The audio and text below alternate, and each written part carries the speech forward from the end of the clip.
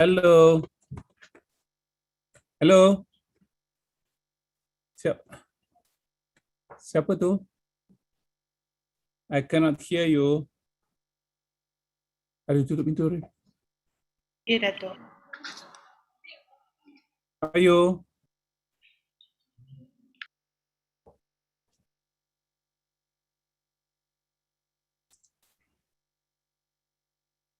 Siapa ni? Azira Najwa. Ya, saya Datuk. Dari mana ni Azira? I'm from Pahang. Tak. You dari. I'm from MIT. Okay.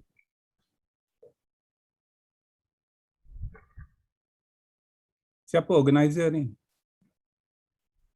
It's from WCSC. Kami ada 3, iaitu from Sam, that's from Ref. Ini atas. Datuk Sri. Ya, tak apa jelas lah. You're playing on the live stream, you know. Can you take it off first?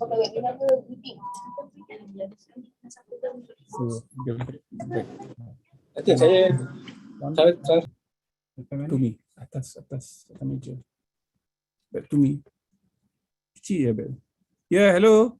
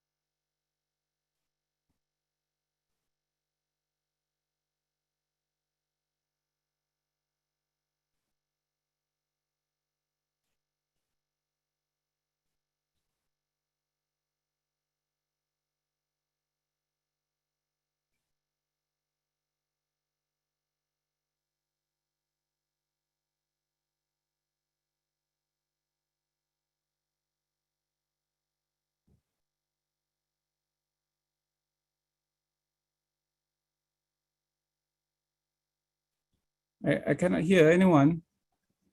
yes, Datuk. We are on live right now. Ah. And we're going to start in 1 minute. Okay. Okay, cool.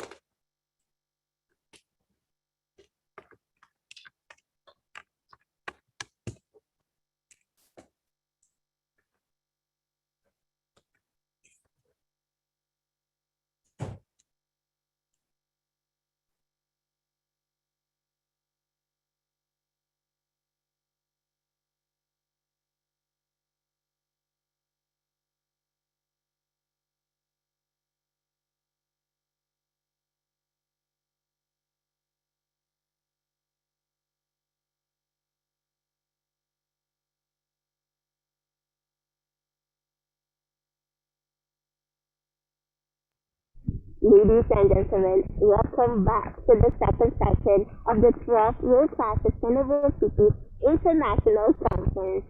I hope all of you had a sumptuous and wonderful lunch, and we'll be right away for the afternoon session, which will have lots of interesting presentations. The first keynote presentation this afternoon will feature a phenomenally successful and experienced speaker, the Secretary General of Ministry of Environment and Water, or also known as CASA, yang berbahagia Datuk Seri Engineer Dr. Zainul Ijam. The presentation entitled National Low Carbon City Master Plan. Yang berbahagia Datuk Seri Engineer Dr. Zainul Ijam was appointed as the Secretary General of Ministry of Environment and Water, Malaysia in short CASPA, since March 2020. Prior to that, he has served as Secretary General to various ministries in Malaysia. Among them are Ministry of Energy, Green Technology and Water from August 2016 to July 2018. Ministry of Higher Education from July 2015 until July 2016. Ministry of Education from June 2013 until July 2015. In 2008 until 2015, at the age of 43, he was appointed as the Vice Chancellor of University Technology Malaysia, and prior to that, Datuk Seri was the professor at UTM from 2002. He has published 45 books, more than 200 scientific papers, and more than 2,000 journal articles. His Bachelor of Chemical Engineering from UTM and Master at PhD in Environmental Engineering Newcastle, UK.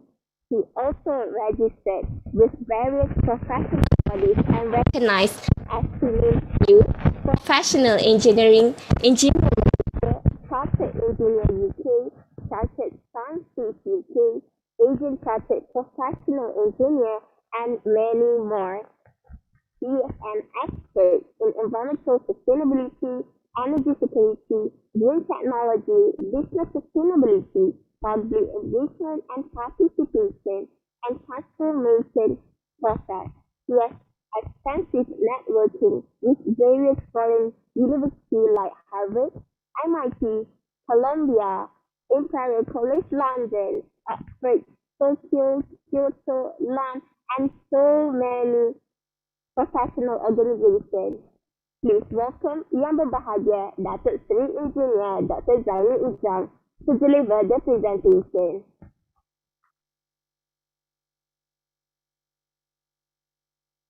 Datuk, you are mute. Thank you very much for inviting me to deliver my thought on low carbon cities, especially policy related to Malaysia. Okay.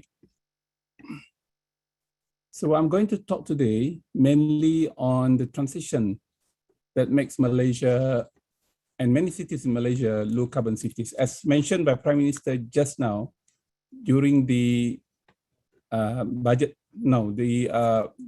12 Malaysian Plan speech, 120 cities will be considered as low carbon cities by 2030 in Malaysia. And it is also important to recap the speech by Prime Minister just now, that Malaysia remains committed to its target of becoming a carbon neutral nation by as early as 2050. So mark his word, as early as 2050. Not many countries have registered their interests to become carbon neutral by 2050. Some of them mentioned it many times, but as far as deliberation and submission to the United Nations Framework Convention on Climate Change is a compulsory for us to show that. So this is our position for the coming Conference of Parties 26 in Glasgow in November 1st to November 14 this year. And in relation to that, the Prime Minister has reaffirmed that the government will take into account environmental, social, and governance ESG principles in its decision-making process. So let's start. Today we are talking about low carbon cities. But Prime Minister's mentioned about carbon neutral goal. So this is two different concepts before we start. So what I'm going to talk about roughly on related issues that we know very well. The impact of climate change and what is the policy direction in Malaysia. What are the drivers on low carbon cities initiative and the rest. So this is an example. If we travel in a city, you can have a straight path if you cycle or if you walk. And a bit curvy if you take, say, for example, buses or tram. But if you drive yourself, this is the zigzag thing that's going to happen. Therefore, I like this illustration by cartoonist Lats on me to indicate my interest on cycling. So if I were to do things big for the country, if I were to be able to be a master builder or thinker how to make cycling as part of Malaysian culture will be very interesting. It's not part of recreational or sports. Malaysia is damn good in sport. We won bronze or silver in Olympics for that. And Bursa has announced on 22nd of September this year that they would like to become, they are aspired to become carbon neutral by 2022 and achieve a net zero emission by 2050. So you can see there's a lot of terminologies people are using, low carbon, carbon neutral, net zero emissions, and whatnot, make people confused. And some people, they announce or they use it without understanding what are the meanings of all this. So let's first work on the major contributor to the carbon emissions or greenhouse gases in many places in the world. So we take one of them, passenger transport, say for example. You can see that for 88 passengers of airplanes, it contribute up to 285 grams of CO2 per passenger kilometer. Yeah, so you just add or multiply number of kilometers. The lowest is tram or LRT, MRT, which is about 14 if you have 166 people in the coaches. Cars still highest, but motorcycles, so which is very obvious in places like Indonesia, Malaysia, and many parts of the world, they are bigger contributor to climate change or to CO2 emissions compared to, say, for example, SUV or we can see that, yeah. So time are ticking. To limit warming to 1.5 degrees C, Malaysia is committed to reduce GHG, greenhouse gases, emission by carbon intensity by 45% by 2030. So there are three major things there. One is GHG, greenhouse gases. Carbon intensity is the way we monitor and we reduce them, manage them. There are three ways to do it. One is carbon intensity. We can use also business as usual, per business as usual. And then we can also use by tonnage of CO2 or CO2 equivalent reduction. The announcement of Prime Minister just now was for 2050. As far as 2030, we are still with 45%, yeah. So these are the GHG emission in Malaysia. You can refer to BUR3 Malaysia. Just write down in your Google, you'll find all the status, about 285 pages of documents. And the upper point, or the axis, the positive upper axis, you can see the emission component. We have energy, which is about 80%. Waste materials, about 8%. Land use and land use change emission. So in case a developer would like to develop a new housing estate or new township, so we have to cut trees and whatnot. So that is a LULUF emission. And when we do that, the green dark color will be increasing, and the green, light green, will be decreasing. So it means that our emissions increase and our offsetting capability is decreasing. So offsetting capability is the LULUF CF removals. And we have also agriculture, big in many countries, but not as big in Malaysia. and industrial processes. There are two options. We can exceeding the carbon emission or the greenhouse gases emission, or we decrease it, or we can increase the land use and land use change and forestry, or reduce it. Yeah, so that there are options for us. So if I were to look at it, Malaysia is non-Annex 1 countries in category. So it means that Malaysia are considered as developing nations as far as Paris Agreement we signed in 2016 instead of 2015. You can see from a planning perspective, from say for example, property development perspective, what concerns us is land use and land use change and forestry emission. You can see that in 2014, it was only 3.32 million tons CO2 equivalent. It changed to 17.80. So the data in 2016 is the latest, because as non-Annex 1 country, we are reporting -4. So it was in 2020, we were reporting for 2016. So next year, 2022, we are doing the same for 2018. The most glaring is emission. Therefore, when I was invited to talk, to deliver a keynote here, my message is very simple. In order to make sure that we are able to comply with ESG, environment, social and governance in this sector, our main priority is that LULUCF emission. So please think very carefully and find ways and means how, while developing an area, we are not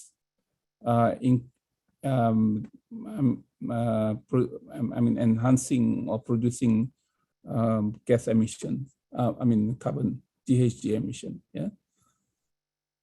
So per capita in Malaysia, without LULUCF emission, without LULUCF removals, we are producing 10.016 tons CO2 equivalent per capita. So that's our tonnage in terms of carbon. So we are very loaded carbon. We are almost similar to countries like Indonesia, Japan, Singapore, and others. Yeah, and countries like Indonesia, they are less than 3. So this was our first amendment to our previous nationally determined contribution. So the question is, what is NDC, nationally determined contribution? It is the statement by a country how to reduce carbon to the Paris Agreement, to the United Nations Framework Convention on Climate Change. So we have done it, and this is the first time we make alteration. So what alteration we make? We mentioned that we are going to keep at 45%, and it is unconditional this time. Previous one, it is conditions only 35% ours and 10% on condition of assistance from developed nations.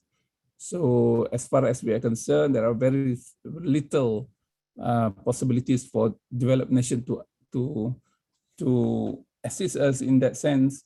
So we just going our own, and then without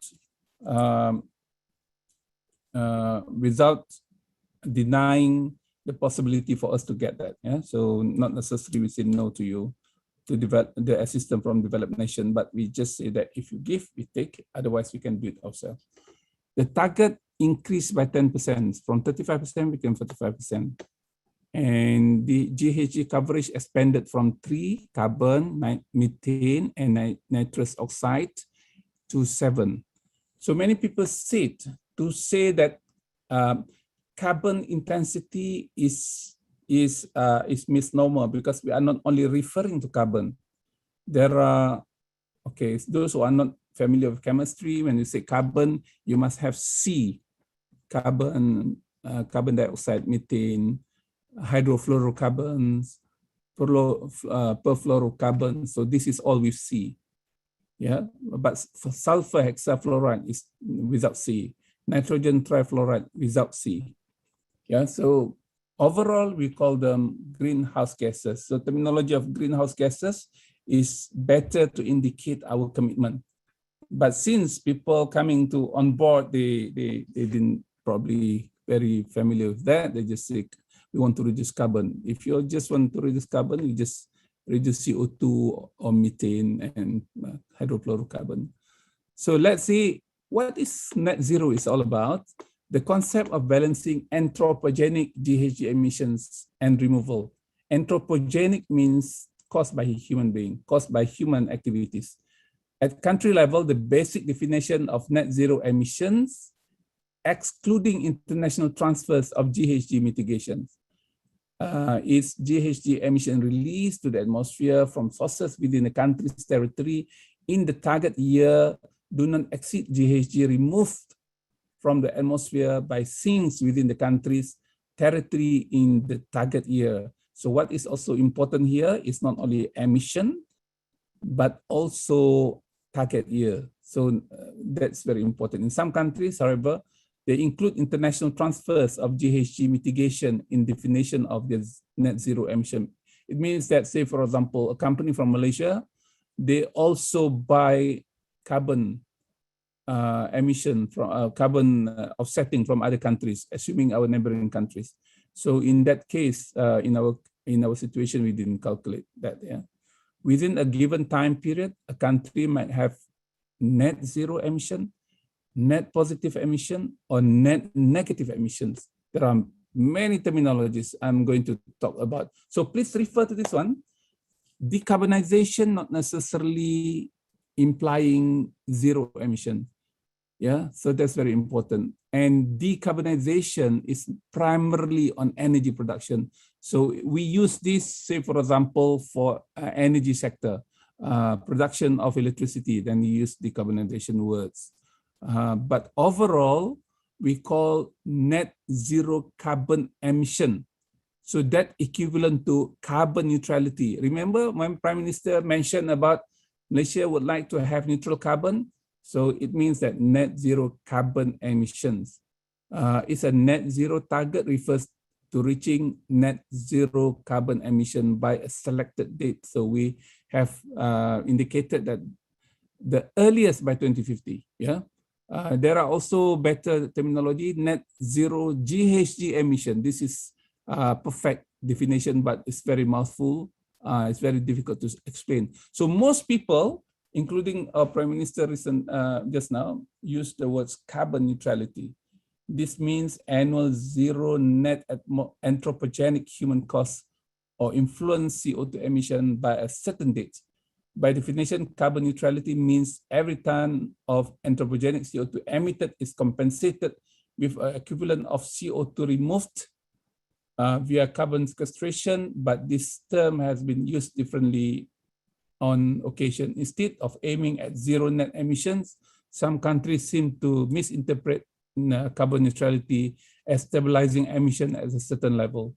So that's a lot of things. I don't want to talk about it because we are talking about low carbon. Yeah, so I just want to make sure that everyone understand actually low carbon is slightly misnomer. It's supposed to be low GHG. Yeah, but since it is acceptable to use low carbon emission, low carbon cities and whatnot, so we still keep on it. Carbon neutrality refers to the idea of achieving net zero GHG emission by balancing those emissions so they are equal or less than emission that get removed through the planet's natural absorption sink. In basic terms, it means we reduce our emission through climate action. So there must be action to do it. There must be initiative to reduce carbon emission. Yeah. So this is something interesting for us to ponder upon. The data that I mentioned earlier. If we have net positive is above zero. So say for example, in our data, we had A, which is 316, and our net negative, which is our offsetting value, is minus 241.3. So we have net positive means that A plus B, we still have 75.4. So when we say we have net zero, it means that it will locate at zero. Yeah, it means that A plus B equal to zero. The ideal is to have net negative, or in this term, we call it carbon negative or climate positive. So you see, carbon negative, also called climate positive. It's very good for climate. It means that our net negative is higher. It means that our emission is less than our absorption capability by land use and land use change and forestry removals. So that is a situation. We actually had carbon neutral many times, yeah, in 2000, 2004. In fact, we have carbon negative. I mean, our net negative prior to that. Yeah. This is what we have done. As far as ministry is concerned, we have established Malaysia Climate Change Council, chaired by Prime Minister, attended by all Menteri Besar and chief ministers and respective relevant ministries. Completion of Malaysia updated NDC to UN Framework Convention on Climate Change that was done in July. The slide that I've shown. We have done our low carbon cities blueprint and low carbon mobility. So I'm going to talk about low carbon cities later. What we are doing now, starting from I think a few weeks ago, we started a carbon market mechanism with Bursa, establishment of greenhouse gas inventory center, which is very difficult actually because we need a lot of facilities. We have started climate change policy. We have appointed, and then development of climate change legal framework. This is what make us quite hectic these few days. So the basic principles now became carbon in terms of currency of discussion. Though I mentioned it might be slightly misnomer, but this is what people are doing. Yeah. And reduce carbon emission to net zero or increase carbon sink. Methodology is use green technology, or we can use green cover land use change and forestry removal. Yeah? So this is very important. And what is also important is what kind of system we want to develop. One is low carbon lifestyle and circular economy. So we have a kind of climate culture that very concerned about what's going to the effect to the culture.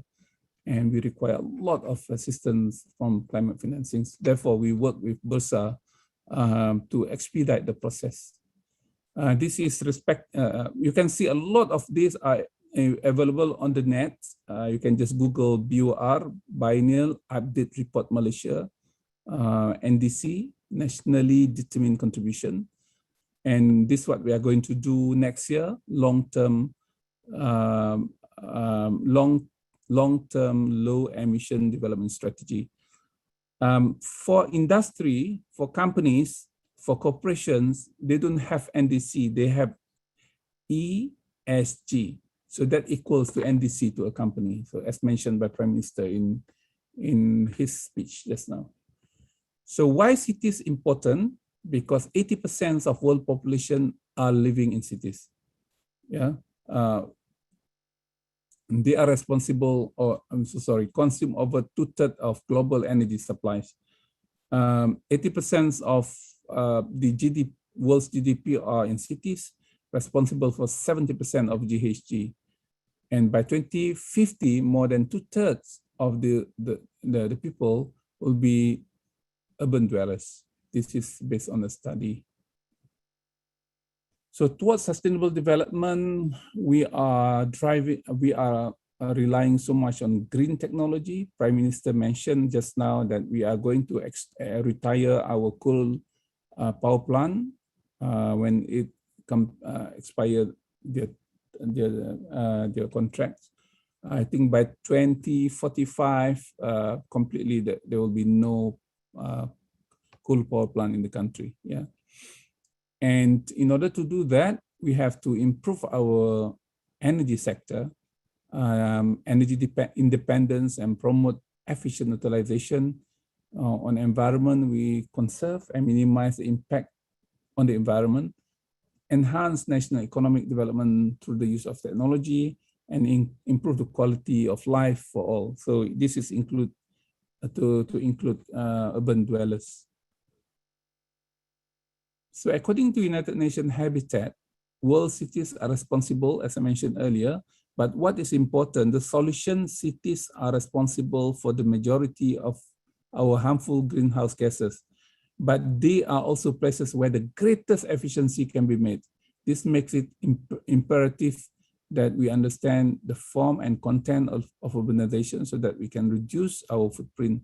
Understanding the contribution of cities to climate change will help us intervene at the local level. With better urban planning and greater citizen participations, we can make our hot cities cool again. This is by Joan Claus, Executive Director of UN Habitat. And according to SDG 11, sustainable cities and communities to make cities and human settlements inclusive, safe and resilient and sustainable. There are many targets, say for example, strong national and regional development planning, affordable and sustainable transport facilities, reduce the environmental impact of cities, provide access to safe and inclusive green and public spaces, and inclusive and sustainable urbanization. So these are targets. If you go detail into it, there are many actions can be taken by not only by central government and state government, but also by local authorities. Yeah. So for Malaysia, we have classified 4 major strategies or level. One is to reduce GHG at city level. This initiative done by local governments contribute to local actions. So we do a lot of engagement with local governments, a lot of incentives, a lot of assistance as well in order to do that.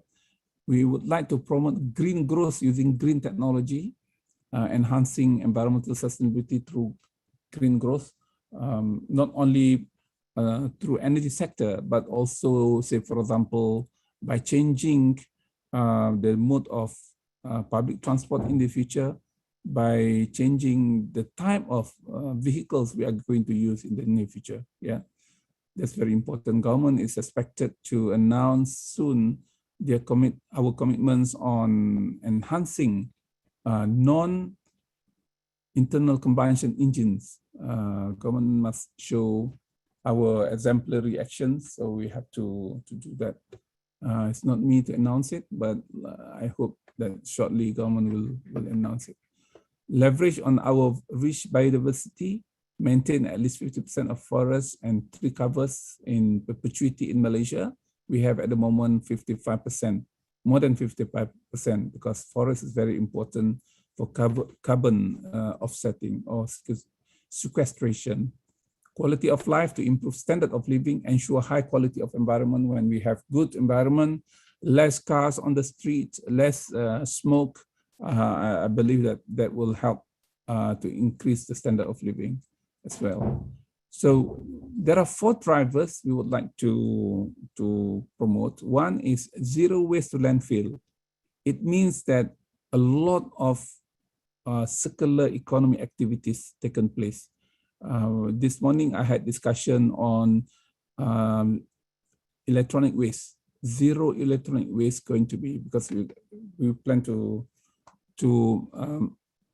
improve the existing framework by having a special regulation on it, and that will be announced by government. Extensive urban greenery, energy efficiency and renewable energy, and low carbon mobility options. We promote cycling as well as walking. The easiest way to do it by using reserve land along the rivers in the country. So we have about 20 to 30 meters on both sides of the rivers. that can be used for building trails for people to use. So this is also what we are trying to do now. Key benefits, as usual, I'm not going to tell you all about it, but everyone knows that by having low carbon cities, we are expecting cleaner environment, cooler, healthier. This is a place where people can live, and then it's going to be more vibrant.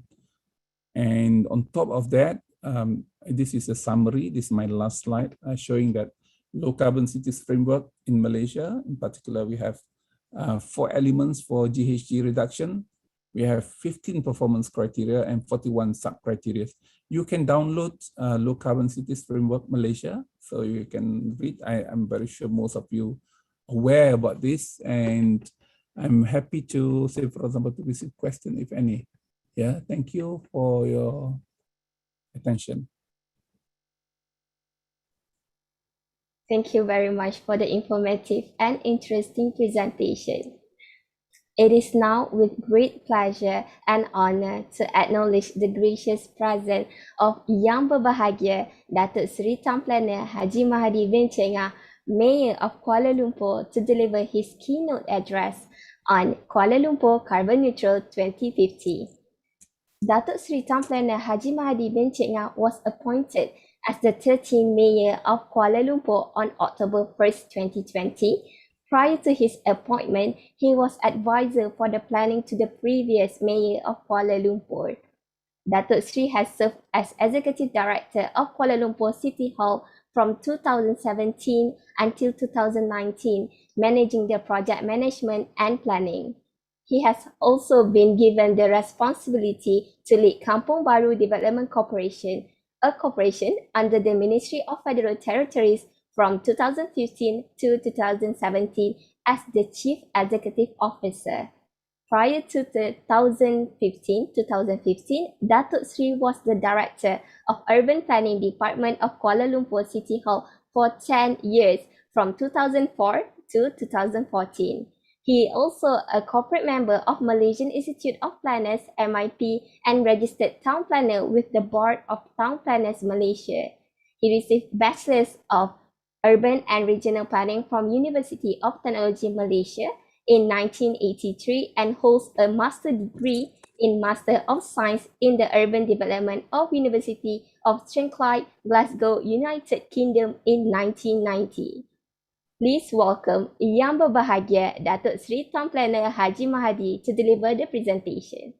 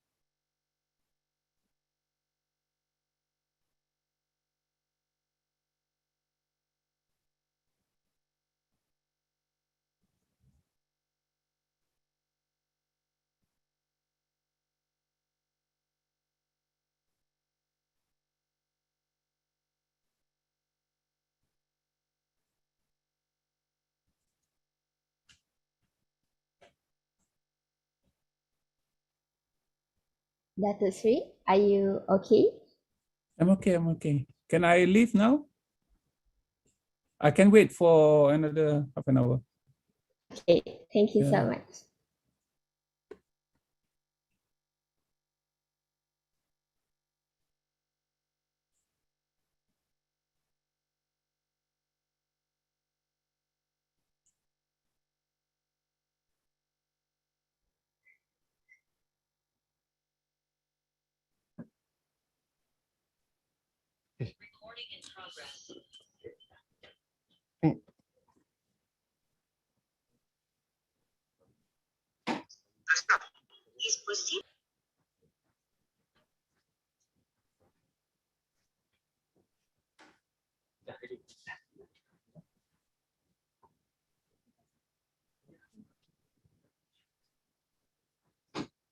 Please welcome Yang Berbahagia Datuk Seri Tuan Planner Haji Mahathir to deliver the presentation.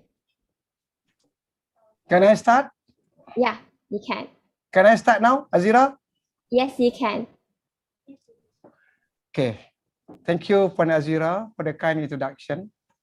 Assalamualaikum warahmatullahi wabarakatuh. A very good afternoon and a big thank you to everyone for making time to join us today.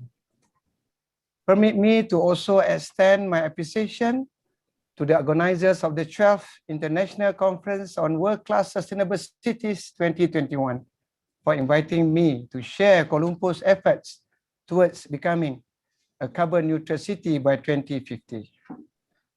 Ladies and gentlemen, Kuala Lumpur has come a long way since its humble beginnings as a tin mining settlement in the 19th century.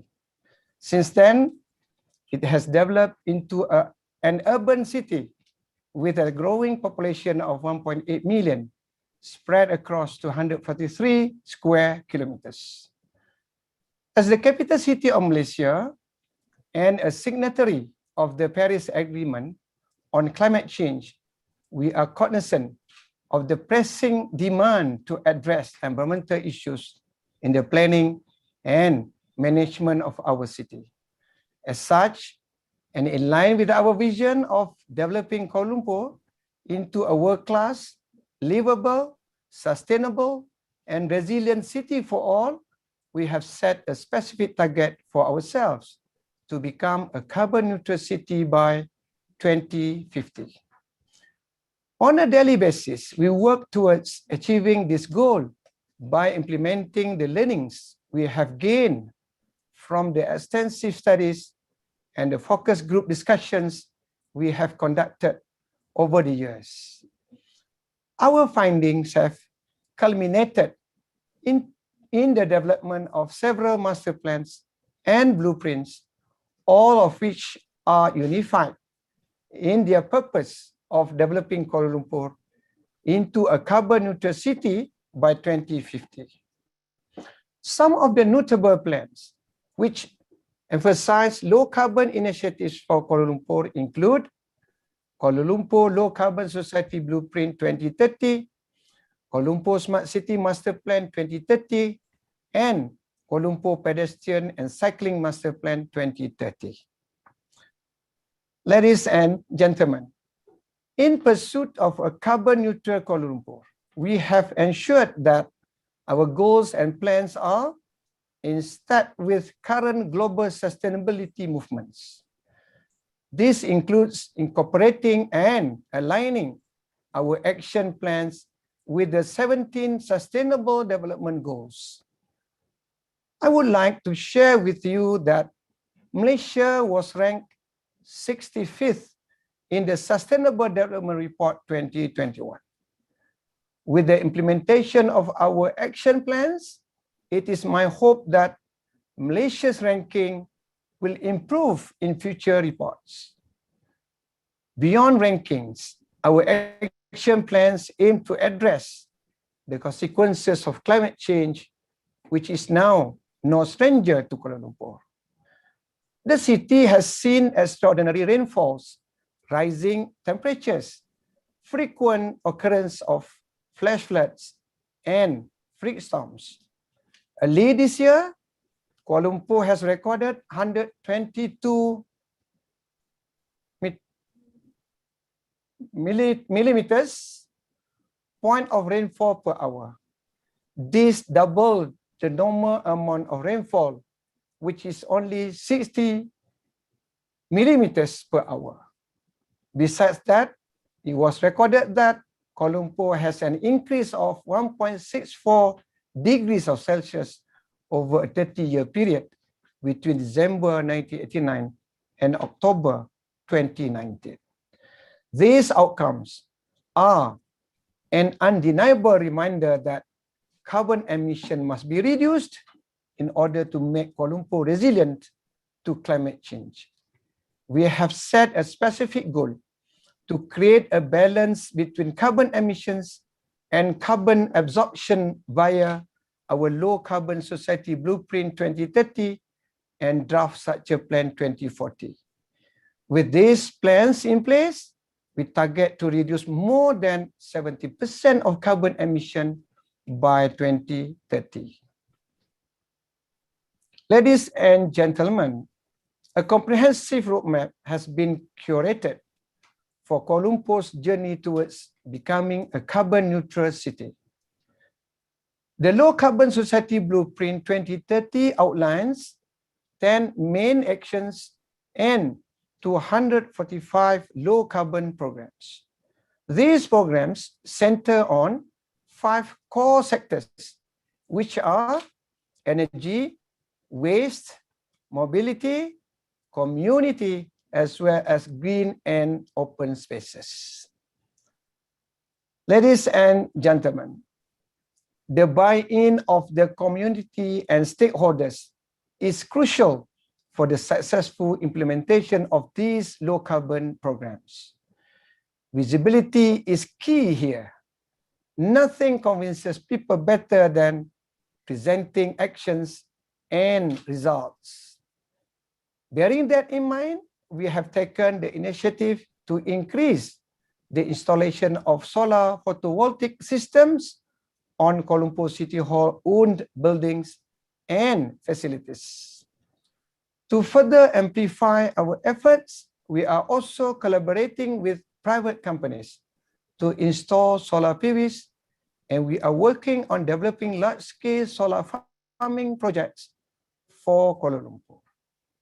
Several potential locations have been identified for the project, including Wan Semaju and Kepong. Additionally, Kuala Lumpur City Hall recently imposed a regulation on real estate developers, which requires the utilization of at least 30% of renewable energy in their projects. Testament to the efficacy of these regulations are IKEA Ceras and the Duke Toll Plaza. We trust these efforts will move the needle in terms of promoting our goal of a carbon neutral city to the public and accelerating the use and adoption of renewable energy in the future. Ladies and gentlemen, as we are all aware, the widespread use of private vehicles is also one of the main contributors of greenhouse gases, particularly in highly populated urban areas such as Kuala Lumpur. Acknowledging this unfortunate fact, we have earmarked Wan Semaju for our pilot carbon neutral growth center project. This project spans 11 square kilometers or 4% of the city's total expanse. Located at the northeast end of Kuala Lumpur, this project will promote the use of public transportation and electric vehicles. In line with our goals, we will enhance feeder bus routes to ease mobility and convenience for the public. Additionally, a free electric bus service, Go KL, will be made available by the end of the year. With these steps in place, the Wan Semaju Carbon Neutral Growth Center will undoubtedly transform a dormant suburban center into a thriving, prosperous, and livable carbon neutral growth center. Ladies and gentlemen, to further mitigate carbon emissions from transportation, a new bicycle and pedestrian network lined with shady trees has also been incorporated into the Wan Semaju Carbon Neutral Growth Center. There are also plans for a comprehensive and accessible infrastructure to accommodate electric vehicle charging stations.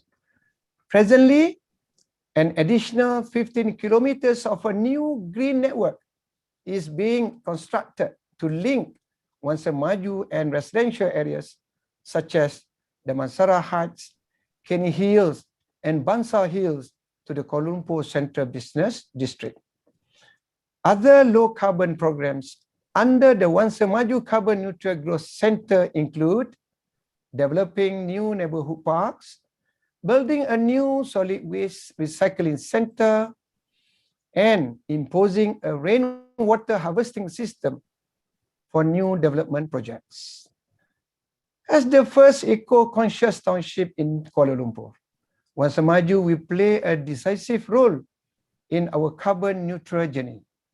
Wangsa Maju will serve as symbol of aspiration for other growth centers in the transition towards carbon neutrality by 2050.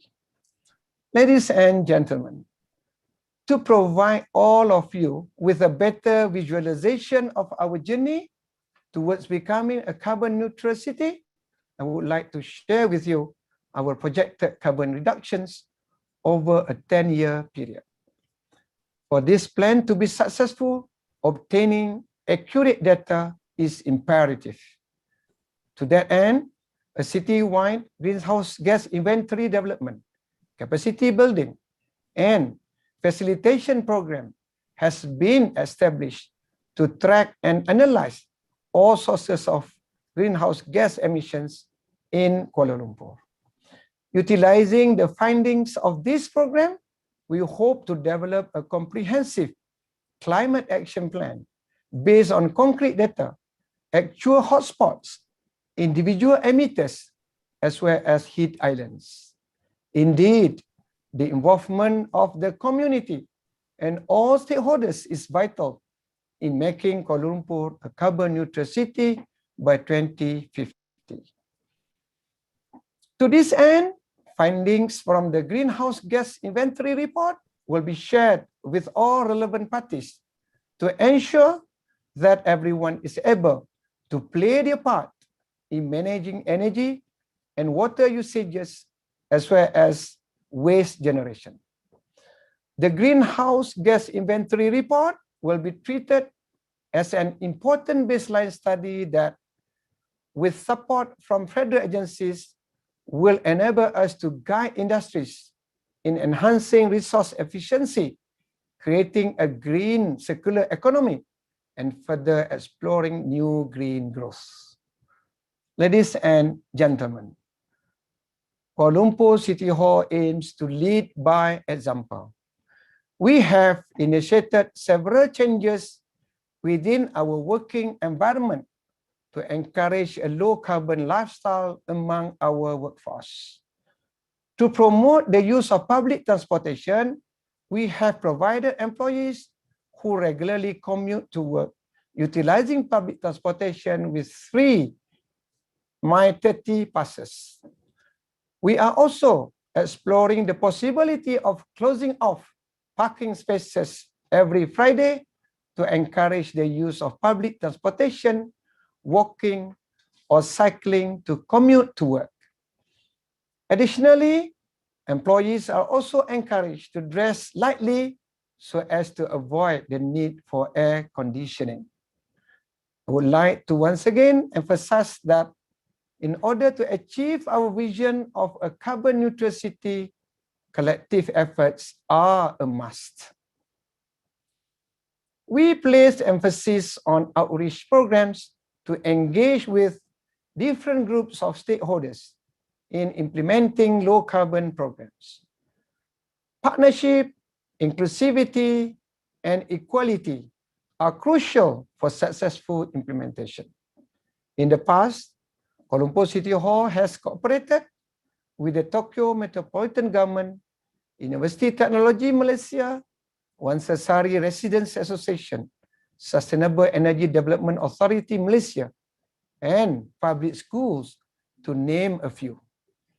We also encourage collaboration programs between schools to educate the youth about their roles in combating climate change. I was informed that Sekolah Menengah Kebangsaan Perempuan Air Panas Kuala Lumpur and Fujimi Gaoka High School for Girls, Shibuyaku, Tokyo, are collaborating to enhance their understanding and knowledge on low carbon lifestyles. This form of engagement is indeed vital in order to encourage low carbon practices from an early age. Ladies and gentlemen, please allow me to share a short video clip with all of you. In line with our vision of Kuala Lumpur as a city for all, and as shown on screen, we discriminate against no one, much less the needy. In fact, we believe that they too must be empowered. Through various engagement exercises, we have managed to empower the homeless community to run their own urban farms. Aside from harvesting the crops for their individual consumption, they can also benefit from selling these plants to their surrounding local communities. Indirectly, this not only ensures their food security, but it also reduces carbon emissions in the city by planting vegetation and fulfilling the needs of the locality. Ladies and gentlemen, we have all felt and seen the effects of greenhouse gases within our city. As the mayor of Kuala Lumpur, I invite all of you to join the fight against climate change by supporting the city's low carbon efforts. Understandably, making changes to our lifestyle to reduce our carbon footprint may seem like a challenge for many, impossible even. However, if there is one thing that we can learn from the recent pandemic, it is that we are indeed capable of adapting. It is only through a continuous lifestyle change embraced by all that we will be able to truly be a carbon neutral city by 2050. Together, we move closer towards realizing our vision of Kuala Lumpur as a sustainable and resilient city for all. Wabillahi taufiq wa hidayah. Wassalamualaikum warahmatullahi wabarakatuh. Thank you and terima kasih. Thank you Yang Berbahagia Datuk Seri Haji Mahadi for the updates and sharing on KL roadmap moving forward neutral carbon by 2030. WCSC 2021 would like to thank both Datuk Seri Zaidi and Datuk Seri Mahadi for the insightful keynote sharing. Any question for both keynote speakers can be shared in the Q&A box and Secretariat will forward to the respective speakers. Answer will be emailed back after we coordinate accordingly.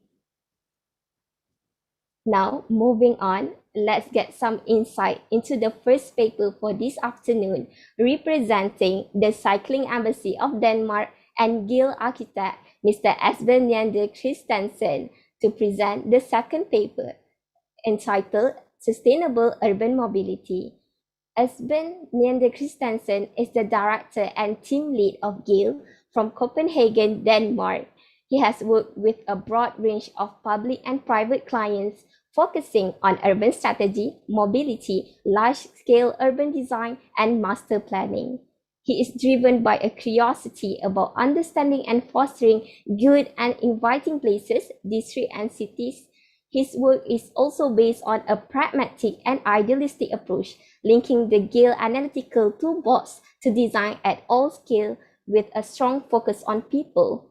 Esben has been responsible for numerous projects in Europe, Latin America, North America, Australia, with more than 15 years of work experience spanning urban design, strategy, architecture, and interior design.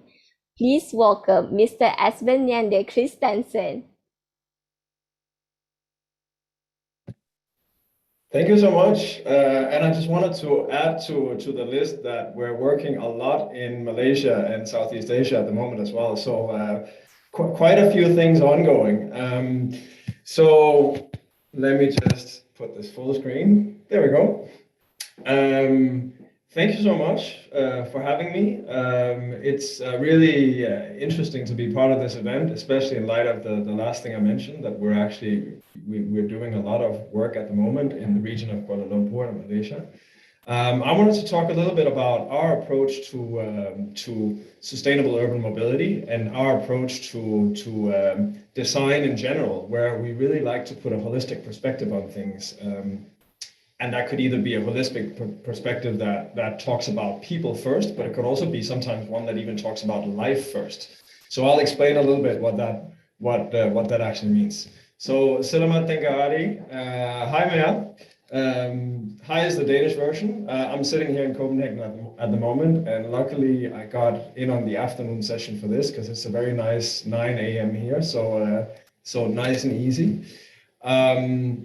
We're GIL. We're an office that work with urban strategy, mobility, analysis, design, master planning, and process facilitation. We're in 3 different places at the moment. Most of us are in Copenhagen, and that's also where we work with a lot of, for instance, our local collaboration partners in Malaysia, in Australia, in Latin America, and so on. But we also have 2 US offices in San Francisco and New York. We're very diverse in terms of background. We do have a sort of backbone of design and architecture and planning, but we also have quite a lot of representation within systems thinking, mobility, social sciences, and so on, to sort of all the work that Mr. Jan Gehl has been doing throughout the years has always been about being multidisciplinary. So we're really trying to push that forward in our practice as well. And we've actually worked in a whole range of different cities around the world. And that's quite interesting because we get to compare across and we get to use some of our experiences from one place in another. And we don't always just have to go, this is our local context and then showing examples of what happens in Northern Europe or North America and so on. But we can actually show and talk about examples about how things work. For instance, comparing Southeast Asia to other parts of the world that might have certain similar characteristics. And sometimes that's surprising what that means. So this is Jan. Jan Gehl is a professor of architecture and wrote some very good books. He's now 85 years old. He just had his birthday. But Jan essentially started the company after having been a professor at the Copenhagen Architecture School and numerous other universities over the years. And the reason why he began doing all this work of looking into what creates good cities for people, it started kind of as a love story for him, right? Jan wanted to, this is a nice picture in the 60s, the handsome gentleman on the right of your screen is Jan. Ingrid, his wife, is a behavioral psychologist, and she would essentially ask Jan this question: why are architects not interested in people? Why do you design all these places that are completely alien? A child walks home and they won't be able to see what house they're in because all the doors look the same, all the buildings look the same, all the open spaces look the same, and so on. And this was a lot of the stuff that was being built back then. And Jan was sort of, as everyone else in our profession, he was doing a lot of this stuff. So that led to a sort of professional quest for him to look into the answer for some of these things, because he found out very quickly that we don't have a lot of research on people and our relationship with our natural habitat, which is the city. We know more about polar bears or wolves or many species of animals than we actually know about, or we knew more than we knew about ourselves as human beings.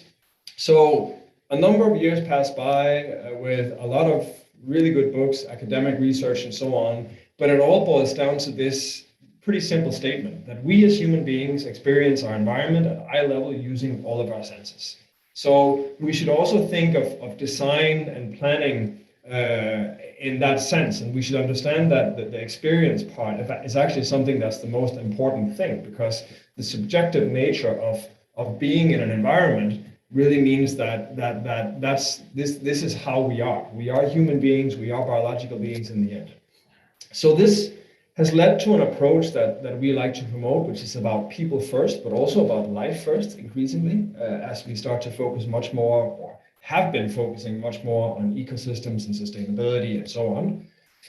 And an important saying here is that we measure what we care about. So maybe 30 years ago, it would be very strange to find a city that had good data on pedestrian usage of public space. They would have good numbers on traffic. They would have good numbers on the types of cars and vehicles that would transit any given space, but they actually wouldn't know much about all the other aspects. This is something that has actually changed, and a lot of cities have begun collecting this type of data. But the issue is, if you only collect data on traffic, you will only design for traffic because you're not seeing all the other factors. So we're very much into a perspective of saying, well, life first, people first, then we look at the types of spaces that we can design and implement to support the life and to support a nice urban experience for people. And then buildings and transport and so on is something that plugs into that as well. But it's very much about the spatial experiences and the personal experiences of people. So it has to do with looking at planning and design based on understanding things more in isolation. You do a landscape plan, you do a mobility plan, you do a land use plan, you do a plan that shows densities in buildings and so on. It's actually much more about combining all these aspects with a really strong element of sustainability as well, to this holistic approach and an approach that's centered around life and centered around people. And that also includes financials and all the other elements as well. I'm here on actually a lovely late summer day in Copenhagen. It's sort of like 18, maybe 20 degrees today, which is quite nice for this time of year, late September. But the image kind of says it all, right? I mean, that culture and climate are very different things across the global scale. What we find interesting is that when we measure a lot of human behavior, we can actually see that a lot of it is similar. There might be tiny variances between what happens in one place and another, but a lot of elements of human behavior are actually simple. I mean, this situation shown in this photo, sitting next to a nice wall that's been heated up by the sun and having a coffee, that's actually something that's nice no matter what culture you're in. So our behavior is in many ways universal as human beings. So we haven't changed physiology for hundreds or thousands of years, but what has actually changed is our cities.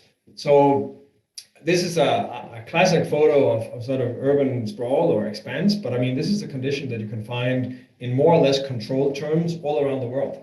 So our cities have become much less dense and much larger in general. And even the places that have historically been dense in terms of building capacity, they have a much lower density of people than what they used to. There are a few exceptions to the rule, but this is sort of the general picture that we're seeing all across a number of different cities and a number of different regions in the world. And what happens then is that many spaces are simply too large and uninviting with not that many users. So you get this condition of sort of a ghost town effect where people literally do not feel invited and they don't feel the spaces are attractive because there are so few people there often. This is something that, again, doesn't matter where you are in the world. You can find good examples of this for various reasons. Maybe it's hostile microclimate. Maybe it's too few users and too little programming. It could be many different things. So the big thing is we don't necessarily have to spend as much time in the public space as we used to. A lot of people nowadays don't have the need to go out into public space, to go to the market, to do work, to do various things. You can actually stay either in your vehicle or you can stay in sort of specific zones of the city and don't really go to the places where everyone else goes to. So urban life is very much about creating inviting high quality spaces. And also for people that have to go out and spend time in public space due to all these reasons, we need to create nice and inviting and attractive and dignified experiences for that as well. So the burning platform is that the urban growth is enormous. So these are WHO numbers, I believe, but by 2050, we'll have 70% of the world's population living in cities. I think Malaysia is one of the countries that actually has a higher percentage than that already. So in that sense, you might be living a little bit in the future for the rest of the world. And our question is then, how do we design and also sometimes redesign inviting life first cities, district spaces, and mobility systems? So we work a lot with understanding place and context. We work a lot with understanding how do we behave, how do we move through the city. what are sort of the lines that have been drawn up for us, and how do we actually organically move through the city as human beings? How can we use observation and analysis to understand public life, understand quantities of people moving through different spaces and what that means for the spatial configurations? This is an interesting example. At this point, the busiest street section that we had ever measured in terms of pedestrians per hour was on Broadway in New York, in the US. And we did a project in Mexico City where we actually came up with higher numbers than that, but in a street that has never had any sort of, people didn't perceive it as a nice place to walk, but it just had an immense amount of footfall and capacity actually too. So how can you work with that potential to create a new situation and a new way of looking at the street as a green corridor, a pedestrian corridor, as an attractive place to spend time? We do a lot of eye level measuring, meeting people on the ground. It's not always enough to have GIS data and observation, and there are so many technical ways to collect data, but it's actually really important to get out and see what happens on the ground. But we also use all these big data sets, sociodemographics, online surveys, traffic data, all the nice things that we can get from social media, from Google and so on about behavior. We also try to understand how the spaces are within those places and how the spaces link to how people move through the city. The ecology that we're part of, the water, the landscape, the environment, the quality of the air that we breathe, which has a big impact on mobility as well. How comfortable it is to walk. How we can use a good microclimate to actually invite people to walk more and spend more time outside, and maybe don't drive those last 500 meters, but actually park in a bigger parking facility and walk the last stretch away to your home or your place of work. How do we shop? How do we access food? So what's interesting here is that mobility is not just about moving; it's about a lot of other things, and it's linked to a lot of things about how we function biologically and how our day-to-day works. How do we relate to water? And how do we understand place and build value? And how do we also understand that movement and mobility is about much more than just going from point A to point B. It's also all the other experiences that happen in between. So all of this is more a methodology approach, but we're also very much keen on defining a vision, a larger scale vision that's about values.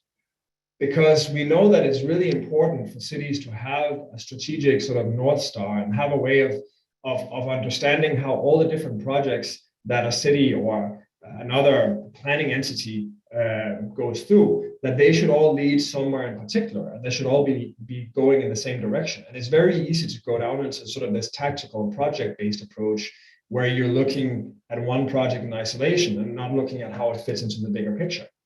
A lot of that also has to do with engaging with stakeholders, engaging with communities to define the collective vision, define the challenges and opportunities. Sometimes it's about having a vision and using people to actually make that vision hit the ground and try to look at it in terms of what is the vision and what's the reality of the place and how can you mitigate those 2 points.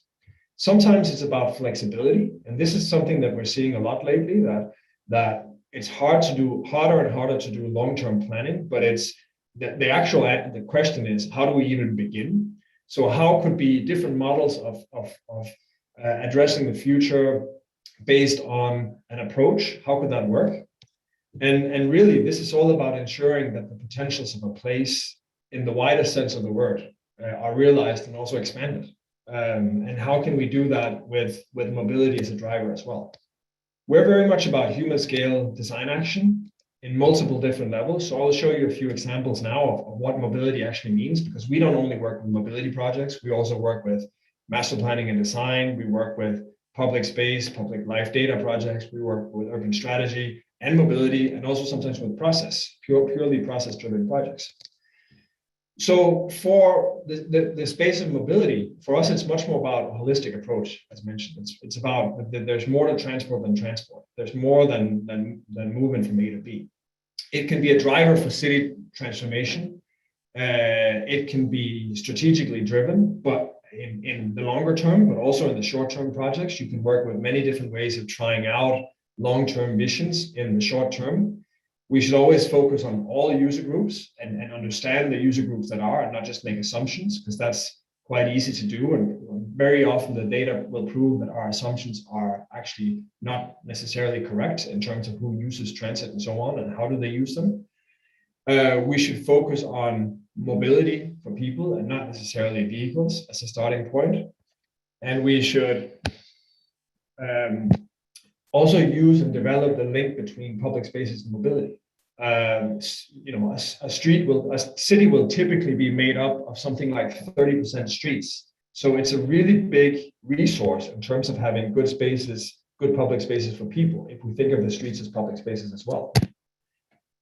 This can be done through vision and strategy. It can be done through conceptual designs of streets and station environments, down to construction documentation. It can be done through master planning with integrated mobility. It could be done sometimes through projects that are much more about looking into the future. What are some of the things that are happening in the future of mobility?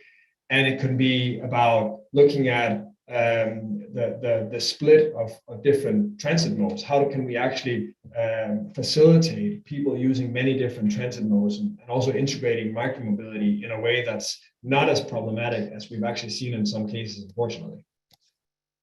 So for us, mobility, if mobility works, it means that it works for people. It means that people actually get a good daily experience out of it.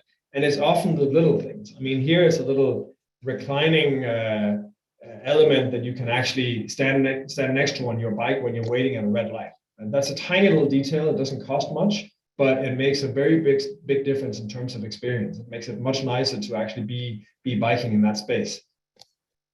It's about not necessarily being about one specific place. It can be, and it's also about understanding that places are systems, and there's a sort of a wider network of places that we can connect through mobility. We can expand, for instance, this notion of the 15-minute city that's come up a lot lately. We can expand on that through the intelligent uses of mobility. Then it's about making the good choice at a city level, or at a societal level, or at a planetary level, making the good choice the easy choice for each and every one of us as individuals. See, this is what I will be going through in about 3 or 4 months. Not too often, fortunately, because we don't get that much snow, but every once in a while we'll have one of these days. And you know, if it takes me 45 minutes to drive and find a parking space, and I can do this in 10 minutes, then I will always opt for the short version in terms of time. And it's okay that you have to brave the temperature. It could either be cold weather or hot weather for 10 minutes, because it's just so much easier in terms of time. Mobility is usually also a social experience. It's something that we can do together. It's something where you meet people. It's something where that can also be frustrating, but you actually get a little bit of a different space where you're not rushing as much, and you can see people in a different way. And access to mobility is very much economic mobility. So when people can move around, that gives them access to different and new opportunities. And this is a really big issue in some of the markets where we're working, where access can actually mean that people have to go several hours each way per day to just get to their place of employment. So can we actually work with that in a way where we can promote a fairer and more just way of living and earning a living at a global level? And again, the easy choice, the sustainable choice. If we make the easy choice the most sustainable choice, then it's very much also a driver of climate strategy. So if we can reduce vehicular emissions, and we can actually make the way that we move around cities much more, much nicer to our planet, putting it simply, then we're also going a long way towards boosting sort of an inherent level of climate strategy. So there's a lot of sustainability DNA within providing a good framework for human scale or soft mobility. And then the last interesting thing is that soft mobility can also unlock a lot of new uses of land and buildings. Mexico City has been an interesting case, because they said some years ago that we will take the parking minimums as stipulated by law, and we will make them into maximums. A very sort of simple, if you think about it, legal hack of a very big mobility driver, but it has a range of very complex consequences, both in terms of challenges, but also in terms of new potentials, new types of buildings, new types of offices, new types of retail experiences, new types of neighborhood centers that can actually be enabled because you don't have to accommodate a lot of parking and you don't have to necessarily accommodate a lot of cars in the same way that you would have to do in the past. So this is a completely new way. I mean, this particular building was actually parking, the 2 lower floors, and it was offices up top.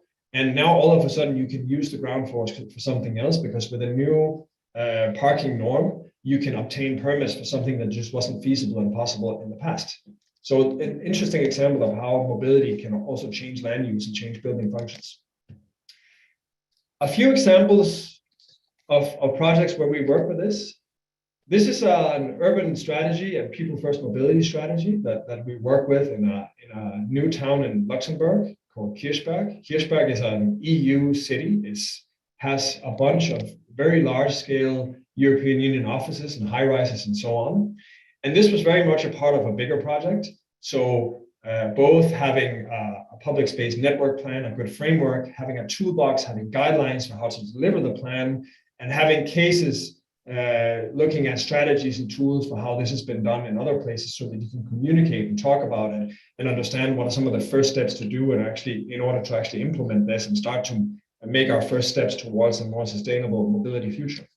And in this case, we did a lot of work in understanding the working conditions, the traveling conditions, what happened throughout the seasons, how do people bike, how do people walk, how do people take public transit, what are some of the links between a land use model that's much more looking at something in terms that looks more like the 60s and the way that people move around. So it's very interesting to see that sometimes the physical configurations of the space will also drive our mobility choices. How do you park if you're actually brave enough to go out biking? How can you store your bike and make sure that it doesn't get stolen? Are there bike share systems? Then we looked at defining a vision and all the different steps for getting to the vision. And once you get into sort of step maybe 4 or 5, it begins to become much more flexible because it can go in many different directions. And in this particular project, we're in the process of capturing that at the moment. Then looking into what could be a to-do list for sequencing, for looking at all these different choices of mobility to actually make sure that we do the right things first and make sure that we get the most impact with our early decisions and the early changes made to the system. And then plugging that into a longer term public space network plan. And on purpose, we're here not using the word mobility because it's about much more than that. It's actually about the quality and the attractiveness of a place and of all the public spaces. And mobility is one component of that. But it's a much wider sense of how do we exist in this natural habitat of city. We move, but we also spend time. And those two things are very much interrelated. And then looking into some of the early things that can be done. And these were fairly simple interventions with paint and so on, and changing car lanes to dual lane bike carriageways and so on. And then you can slowly add on more complexity and add on more sort of harder to do things in terms of scope of works and so on. So that's one example. Another example of a type of project would be within sort of a more master planning and design space, which is some of the very complex projects because they encompass layers of all the other different types of projects that we do. There will be urban strategy elements, there will be mobility elements, there will be public space elements, there will be data, foodscape, sustainability, everything else, a lot of process as well. So an ongoing project that we have at the moment in Chile, in Santiago, it's called Huechuraba in the north of Santiago.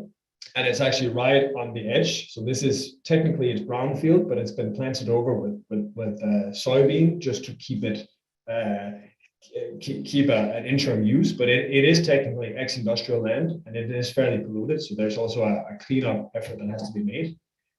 And this is a place where your typical relationship with hills and nature is something like this. You build a wall on the edge of the last development and you close yourself off towards this. And this is actually an extremely interesting and beautiful setting. You can go hiking up in these hills. This is the foothills of the Andes. It changes a lot depending on the seasons. The topography is amazing. The views are amazing. The climate is nicer once you get a bit further up. The air is fresher, it's cooler, and so on. But the city just hasn't embraced it as much, only in certain parts of the city, but definitely not here. So we looked at all the natural assets on site, like all the existing trees, wet areas, concentrations of trees, topography that's interesting, so on, and used them as a starting point for a framework of public spaces. So starting with nature first. We also looked at the city in terms of how it has traditionally been developed in terms of land use. This was a city that was very much about courtyards because of the climate. It was about a block and a grid structure at a human scale of some 60, 70, 80 meters. And then the next question in this case, and this is where it goes a little bit off mobility, but it becomes more about master planning. But those things are again very interrelated. When you start linking those and start putting out human scale blocks, adding that with the nature element that we had before, and combining in the fact that this is a place that sits on the terminus of a metro station. You have a major highway here. You have 3 socioeconomically very different zones around. You have a cable car coming in from the south here as well in the future. You're all of a sudden sitting on a connection point in the north of the city. And this is actually a new centrality that can connect very different neighborhoods if we make the right mobility choices. And if we start to also implement and not just think of this master plan as something that happens within the site boundary, but it's also something that sort of shoots out tentacles, if you will, and grabs onto all the surrounding neighborhoods so we can begin to use it as a vehicle for integration. So it's a mobility project, but in a sense, it's also a community building project because you're beginning to create a shared platform for very different areas in terms of social demographics, socioeconomics, and so on, that can then get a new common space that hasn't necessarily existed before in this part of the city, because this is much more about isolated bubbles and people not necessarily having too much of a relationship with one another. And you take that down to the neighborhood level where we look at where are the places where cars can go and the bigger mobility and public transit will happen. Where do you bike? But what are also some of the places that are much more about walking, moving, but spending time in a high quality public realm and being able to spend time there without necessarily worrying about a bike hitting you or a car having to go by and so on, and really working with that concept and embracing nature and really having this concept of mobility being about public space and streets also being about streets essentially being public spaces that we need to leverage and expand on in our understanding of the word and connecting that to nature as well. So that's an example of a master plan urban development project with mobility very much being a driving element in all the aspects of all the choices that we take in terms of design. If we work with human scale blocks and say that 60 to 80 meters is a good dimension, it's because we know that it's easy for people to move through as pedestrians. It creates an interesting environment. If we create an interesting environment, it actually facilitates that people walk. People are much more likely to walk when there's something nice to look at, both at a facade level, at a block level, and at a city level. And the last little example that I wanted to give you, this is the project that we're working on actually here locally, very close to where I'm sitting in Copenhagen, with the city of Copenhagen, with a foundation called Bernard van Leer and with Google. And this is about understanding air quality and the relationship between air quality and public space mobility. So if you put yourself in the shoes of a 3-year-old, so your eye level is much lower, it's about 1 meter. I have a 3-year-old myself right now, he's 102 centimeters tall. So you're about 1 meter above ground. It looks very different. You're much closer to where fumes are coming out of cars and so on. It's a very different world. And one of the things that there's actually data on to support is that we have, small children are quite vulnerable to poor air quality. They breathe up to 4 times as fast as adults. So they take in much more polluted air. So in this case, we looked at collecting air quality data and looking at where small people move through the city to go to school, to go to all the things that they need to do in their daily life. And then we looked at how can we reduce exposure and invite children to spend time in places where air quality is better. So we measured the particles. This is a city that has a lot of diesel, so unfortunately, UFPs is actually a fairly substantial issue. We measured and looked at where people walk through the city, and then we tried to figure out where can we begin to reduce pollution and air particles, and where can we invite kids to spend more time, because these are these spaces that have less exposure to pollution. And then using that to define a clean air network for mobility for school kids specifically. But I mean, this is something that you can actually integrate into the thinking at many different kinds of levels. How can we then, at a tactical level, begin to look at specific elements that can remove particles from the air, create more distance towards cars, maybe remove some of the traffic and so on. So a specific example, and I have about 1 minute left. So zooming out a little bit, why are we doing all this? Well, we think at all these different types of projects, be it mobility, master planning, urban strategy, whatever it is, we need to put life and people at the center of decision making. It should be about life. It should be about us as people. We think that the human scale, the experience, and life should be the starting point of anything we do. It's more than just mixing uses or looking at land use and so on. It's actually about creating pieces of city that integrate all these different layers and all these different types of thinking. It's about public space and mobility being at the heart of a more enjoyable urban daily life. So more than going from point A to B, but it's actually all the different nice experiences that can happen in between if we allow for it to happen. It's about creating places that are more equitable, healthy, and sustainable. And also embracing that mobility. Sometimes it's also about food. It's about a lot of different other aspects. And I think a really important thing is, can we use mobility? Can we use design to create new urban common grounds for people to meet? So we're in a world where we're sort of drifting apart. We have our bubbles, we have our social media. Some people exist in some places virtually and physically. Some other people exist in other places. And the shared platforms that we have as societies are sort of being challenged more and more. So can we reintroduce some thinking around that and actually make it attractive and inviting for people to spend time together, also with people who aren't necessarily just like them? And we think that's a very, very important point to all of this. So, terima kasih, tak, and thank you so much.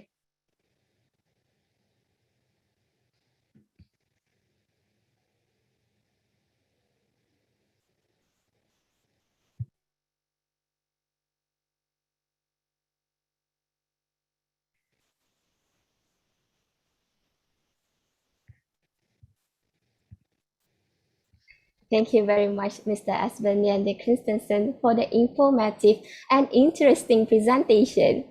If participants have any question, please raise in the Q&A box below and will be addressed during the panel discussion after the next paper presentation.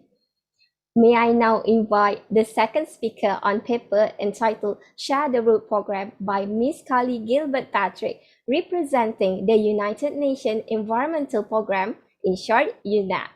Ms. Carly Gilbert Patrick manages the UNEP team for active mobility, digitalization, mode integration, working with countries around the world to decouple mobility from increasing emission. Carly has been working in the field of sustainable mobility for almost 15 years in the areas of active mobility, road safety, bus rapid transit, congestion charging, low emission zone, bike share system, and digitalization. Prior to her time with UN Environment, Carly was the program manager for the UN Habitat Sustainable Transport for East African Cities program, supported by the Global Environment Fund. Before moving to Kenya, Carly worked for the Transport for London, supporting design, implementation, and launch of the London Cycle Hire Scheme and the London Low Emission Zone. She is also a council member of the World Economic Forum Future Council on Mobility and a board member of the Float Initiative. Please welcome Ms. Carly Gilbert Patrick.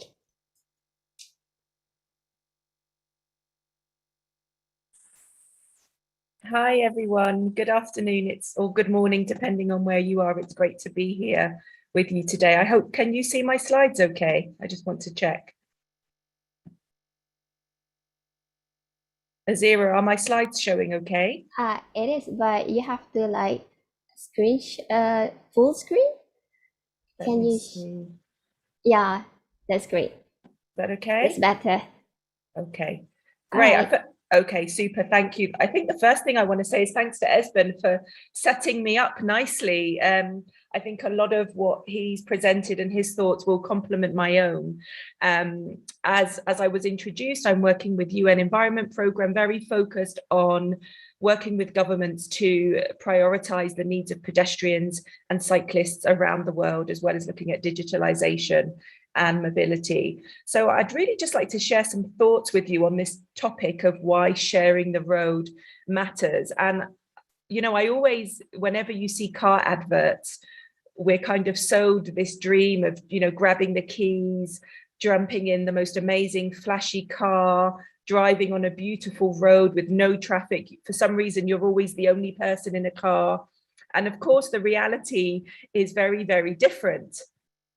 And, you know, it's embedded in our kind of culture or society that somehow having a car equates success. But when you look at the impact of not sharing the road and prioritizing car use, you see how dangerous things are looking, if you like. And when we look at the world population, we can see that by 2050, you know, from 1980 to 2050, we're looking at doubling of the world population. And we heard already previously that within that, the urban population is also looking pretty huge. And actually, as of 2015, we hit a world milestone where more people around the world live in urban areas than do not. You know, one of the things that we're really focused on in UNEP is the impact of all of the decisions that governments and citizens are making that impact our planet. And the science is really clear that we are in the midst of a triple planetary crisis. We're affecting nature, climate, biodiversity loss, and air pollution. And in a way, there's a thread that's running through this crisis, which is unsustainable production and consumption. Now, the International Resource Panel has consistently reminded us that our relentless and unlimited extraction of resources from the earth is having a devastating impact on the natural world. And it's that real critical junction that we're at, where we have to be thinking about how we can do things differently, rather than just taking and taking and taking resources. And I guess where I'm going with this is that transport definitely has a lot to answer for and its own role to play. And you can see from this slide that car growth is at an all-time high, but not only that, it's forecasted to continue to grow. And you can see by 2050, we're looking at almost 2.5 billion light-duty vehicles on our roads. So, you know, what does all of this mean for sharing the road, and why should we be sharing the road better than we are right now?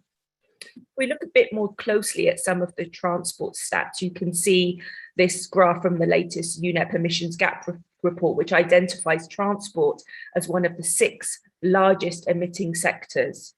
So it's really up there as one of the areas that we need to address. And not only that, but transport is contributing 22% of global emissions. And within that, 73% of that is coming from cars and trucks. When we flip over and look at air quality, transport is also one of the main sources of air pollution, with outdoor air pollution largely coming from vehicles and industry. You can see, you know, a pretty scary statistic that 80% of people in cities are breathing outside of the WHO, World Health Organization guidelines. I think the area that many of us are really aware of is road safety. And in the Asia and Pacific region, road safety is really at epidemic proportions. This figure is the daily number of people losing their lives in the Asia and Pacific region. You know, that's 2,000 mums, dads, brothers, sisters, friends, aunties, you know, real people, 2,000 people every day. By the time this conference is over, another 2,000 people in the Asia region have died from road fatalities. And that's, of course, not even counting the many more people sustaining serious life-changing injuries. The other thing that's really quite interesting, and we heard this from the previous speaker, that actually, you know, it's all about human design and focusing on the needs of people. And actually, for many people around the world, walking and cycling is free, and it's quite often their only option for getting around. They may not be able to afford the bus. They definitely couldn't afford a car. So walking and cycling needs to be safe. So for the majority who this is their only option, they can do it with respect and dignity and in comfort. So now, kind of, you know, those are some of the issues. Let's have a look a bit at what the solutions are. So many of you may know this model, and it's a starting point. I like to see the avoid, shift and improve framework really as a starting point for thinking about transport. So number one, designing our cities and spaces to reduce the need to travel in the first place. And I think COVID has really shone the light on the fact that we don't all need to be moving around every day. Number two is very much about shifting people, shifting citizens to more sustainable modes and maintaining modal share for those sustainable modes where you have it. Where I live in Nairobi, 70% of people are already walking and cycling. So the work we're doing here with the city is not so much about shifting people to walking and cycling, it's about keeping it safe and comfortable so all of those people who are already walking and cycling continue to do so.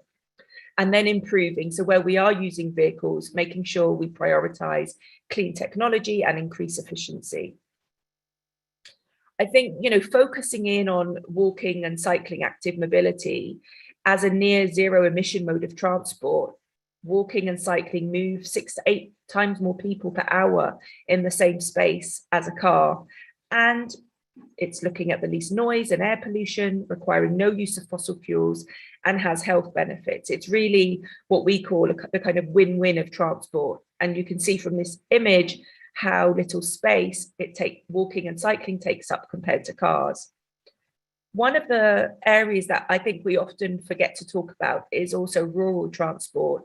And especially in rural areas, walking and cycling provides access quite often to the peri-urban areas and to cities. So, you know, prioritizing investment in sustainable mobility is really critical, and it has to include walking and cycling, of course, linked to good public transport and also making sure vehicles are clean. And we're seeing a real big kind of electric mobility transition at the moment. So I wanted to just share with you the work that we're doing at UNEP. The Share the Road project we're running is very much promoting walking and cycling, like I mentioned, but we also have other projects that are looking across this avoid, shift and improve paradigm. So we're really trying to work with governments and other stakeholders to make sure that we're looking at the holistic sustainable mobility spectrum and focusing across different areas.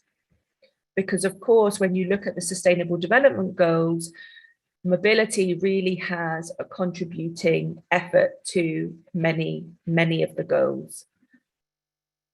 What I wanted to do now is just really touch on a case study or just to kind of share an example. Sometimes this can all be very theoretical. So just giving the example of Indonesia, really demonstrating, if you like, a change in approach to transport planning and transport thinking and transport policy. So in 2019, 57% of Indonesian citizens lived in urban areas. And it's also estimated that 68% of the Indonesian population will live in urban areas by 2025. So it's making Indonesian cities among the fastest growing in the world. But with this growing population, of course, has seen an increase in the number of motorized vehicles.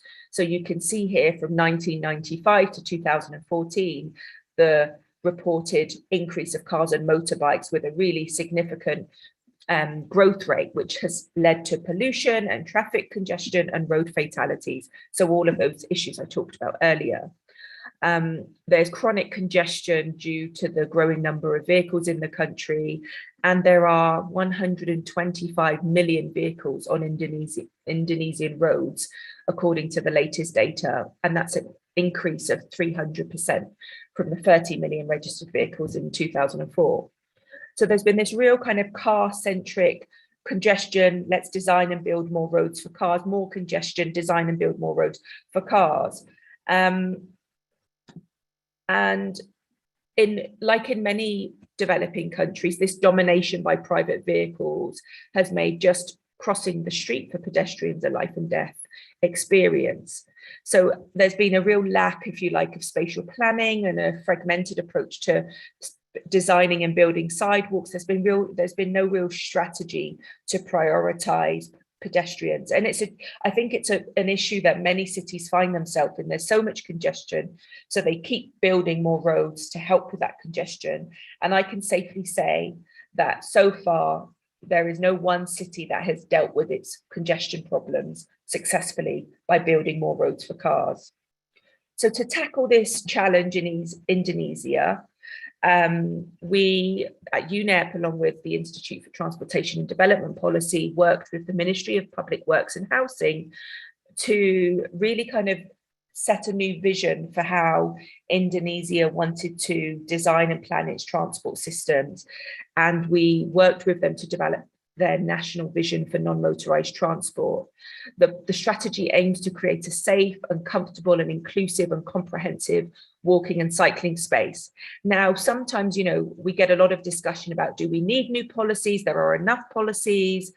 There's no point having a policy without implementation, which is all very true. But actually, it's what I always say, it's the journey of developing the policy in consultation that is the necessary and important step. It's not the final product necessarily, but it's going through that thought process and the arguments and the debates for how to prioritize and what do we want to put down in the policy. It's that process which is important. So the policies in place, we're really seeing increased investment. There's also a new greenway and public bike project from Indonesia where they're improving all of the walking and cycling space linked to the bus rapid transit to really give good, safe feeder services. And at a city level, Jakarta has also developed its own design guidelines, kind of sitting underneath this national policy with a 5-year implementation plan. So I think, Indonesia is a really good example of a very complex situation where there was a very car-focused planning approach. And through good leadership and support, they're now taking steps to kind of really rethink how they design their cities and how they plan for transport. I think the other thing that I wanted to touch on was some kind of more high level points around things that make a difference. So the work I do, we're working with cities and national governments all over the world to prioritize pedestrians and cyclists. And there are some countries that do better, work faster, get where they need to be better than others. And I think these are the things that I've seen that really help make that difference. So one is having good champions and leadership. So quite often your official entry point would say be the Ministry of Transport or the Ministry of Planning, but often your leader or your person who's really going to stand up and push and be brave and do things differently doesn't necessarily sit in the kind of official government agency. It might be the head of a local NGO working on women's rights or road safety, or it might be an engineer in the city planning department. But one thing that countries which do things differently have in common is there is a leader, there's a champion, and finding that champion or asking yourself in the audience, are you that champion for prioritizing the needs of pedestrians and cyclists really makes a difference. The other area is having a policy. So putting down on paper the vision for your country or city on pedestrians and cyclists. Now, quite often governments have national transport policies, of course, or city sustainable mobility plans, but often active mobility has been overlooked for so long. It really needs a kind of focused policy prioritizing it and raising it up to the level of the other modes of transport. And along with that policy, actually having a budget set aside. Nairobi is another example where they, within their Nairobi city policy for walking and cycling, they actually said all of the money that we get in for transport, whether that's from parking fees or our national budget allocation, we are going to spend at least 20% on the needs of pedestrians and cyclists because they make up 70% of the main mode of transport. So the least we can do is invest 20% in their needs. And actually having that kind of commitment enshrined in actual committed budget makes a difference. You can have a fantastic policy, but if you have no money to implement, then obviously you don't get very far. I think the other thing is governments and civil society holding account the global development world. You know, there are lots of development projects for highways and road construction, and it's really important that governments ask when they're getting these loans and grants that they include infrastructure and public space for pedestrians and cyclists. Listening to citizens, of course, is key, because if governments start listening to citizens, and citizens are the majority of people who are walking and cycling, and you're shaping your decision making on the majority, automatically how we're spending budgets and planning and prioritizing transport solutions completely changes, because we're looking at 70 to 90% modal share for walking and cycling in many cities. So listening to citizens and giving them a space in the consultation process automatically starts changing how solutions look. And I think finally, research and data. I think it's easy to think with these kind of, presentations and interventions, there's one size fits all, but actually every neighborhood, every city, every country has its own needs. So it's really important that that data is being collected about what's needed, where are people moving, what are their individual requirements, so that policy and planning is shaped by data and is evidence driven. And I just wanted to finish really with this idea that we're in a transport disruption. So this is a slide, as you can see, showing back in the 1900s where there's one car and it's been ring fenced. Everyone else is in horses and carriages. And then if you just fast forward just 13 years, it's the complete opposite. Everyone, if you look closely enough, you'll be able to see the horse, but it's now completely flipped in just over 10 years. So, that's in our children's lifetime, that's in our lifetime. You're 30 and then you're 43. And in that time, we've switched from horses to cars.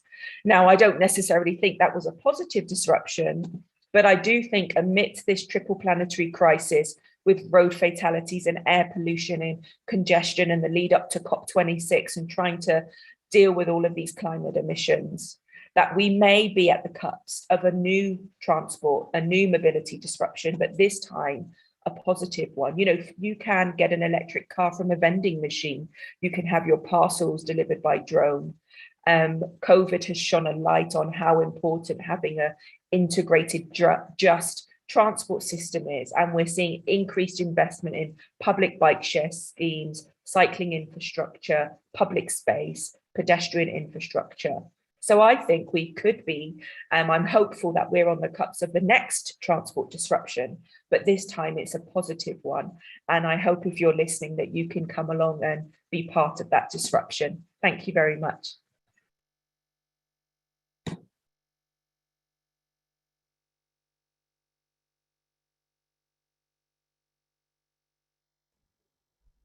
Thank you very much, Ms. Kylie Gilbert Patrick, for the informative presentation. Again, if participants have any questions, please raise in the Q&A box below and will be addressed during the panel discussion. So, moving on, may I now cordially invite Yang Berbahagia Datin Town Planner Hajah Nuraida Saludin, the President of Malaysian Institute of Planners, to take her place as the moderator of the panel discussion session. Please welcome Yang Berbahagia Datin. Thank you, Azira. Can you hear me? Yes, we can, Datin. Okay, thank you, Azira. Okay. Assalamualaikum warahmatullahi ta'ala wabarakatuh. Selamat petang and good afternoon to all participants and listeners to this WCSC 2021 edition. And welcome to the first session of the 2 days WCSC. I hope that everybody is comfortable wherever you are and have had your lunch, or if you have not, well, this is the beauty of having an online conference. You can multitask you have your lunch or coffee and listen to the speakers. If we were to do this physical, you'll be in the room where you don't have your coffee with you. So this is quite nice actually. Without further ado, it gives me great pleasure to invite to have with me at this very same platform, Miss Carly Gilbert Patrick from the United Nations Environment Programme, or in short UNEP, and also Mr. Esben Neander Christensen from Cycling Embassy of Denmark and GAL Architect. I had the pleasure of being at the GAL Architects office way back in 2019. And also we had a speaker, met somebody from Cycling Embassy of Denmark who gave us a presentation at the office back then. It was a wonderful experience, and we managed to get to meet Mr. Gal himself. So that was a really a nice experience, and I think that's probably the last time I've travel abroad before the pandemic hits us. Before we begin, I wish to inform also to all participants that your question can be raised in the Q&A box in your Zoom, and I will pick up the question from there. We have about 40 minutes for the discussion session today. And there's a lot of questions in the chat box that I will straight away pick up. I've also have my some of my questions I would like to ask, but I think I'll put that aside first, and I'll bring up the questions from the participants today. There were maybe perhaps a question for Esben first. There are two questions from Miss Carmen Yong. She's asking Mr. Esben, what are the common challenges that you see in terms of putting people first instead of vehicles in Southeast Asia city, and how do you design around these challenges? And I'd like to also string these particular questions because somebody asked on how do you, one of the challenges is weather. Do you have any experience in planning the same for countries with hot weather conditions like Malaysia, and your experience in the Southeast Asia city? The second question for Esben too is from Mr. Ao Swee Lin. It is good to have bicycle lane, but in terms of safety of cyclists, it should also be taken into account. So basically, that's an opinion. That's not really a question. So, Esben. Thank you so much. I mean, these are great questions, and I think this is especially the linking climate and weather with mobility choices. I think that's a big one, and I think that's one that in every single project, be it sort of more of an urban strategy nature or a development type project, of the example that I showed with a master plan, which is more a sort of comprehensive urban development, we look a lot into that, and I think that's a really important aspect. So one big thing has to do with making it actually fairly comfortable to spend time outside, and I think there are some good examples from the region of where that has been thought of in terms of promoting usage of public transit. I mean, the Singaporean public transit system comes to mind, where they've actually been very sort of adamant on putting awnings and coverings and tree shade and so on around station areas. But I think that needs to be expanded much more into a holistic model of how that kind of thing should happen at a city scale, right? So we think very naturally about air conditioning in buildings in hot places, but should we also think about planting trees and making sure that that's actually a priority for all the different beneficial things that trees they do? Should we think about canopies? Should we think about galleries? Are there things we can do in our typical street section that will actually make it much easier?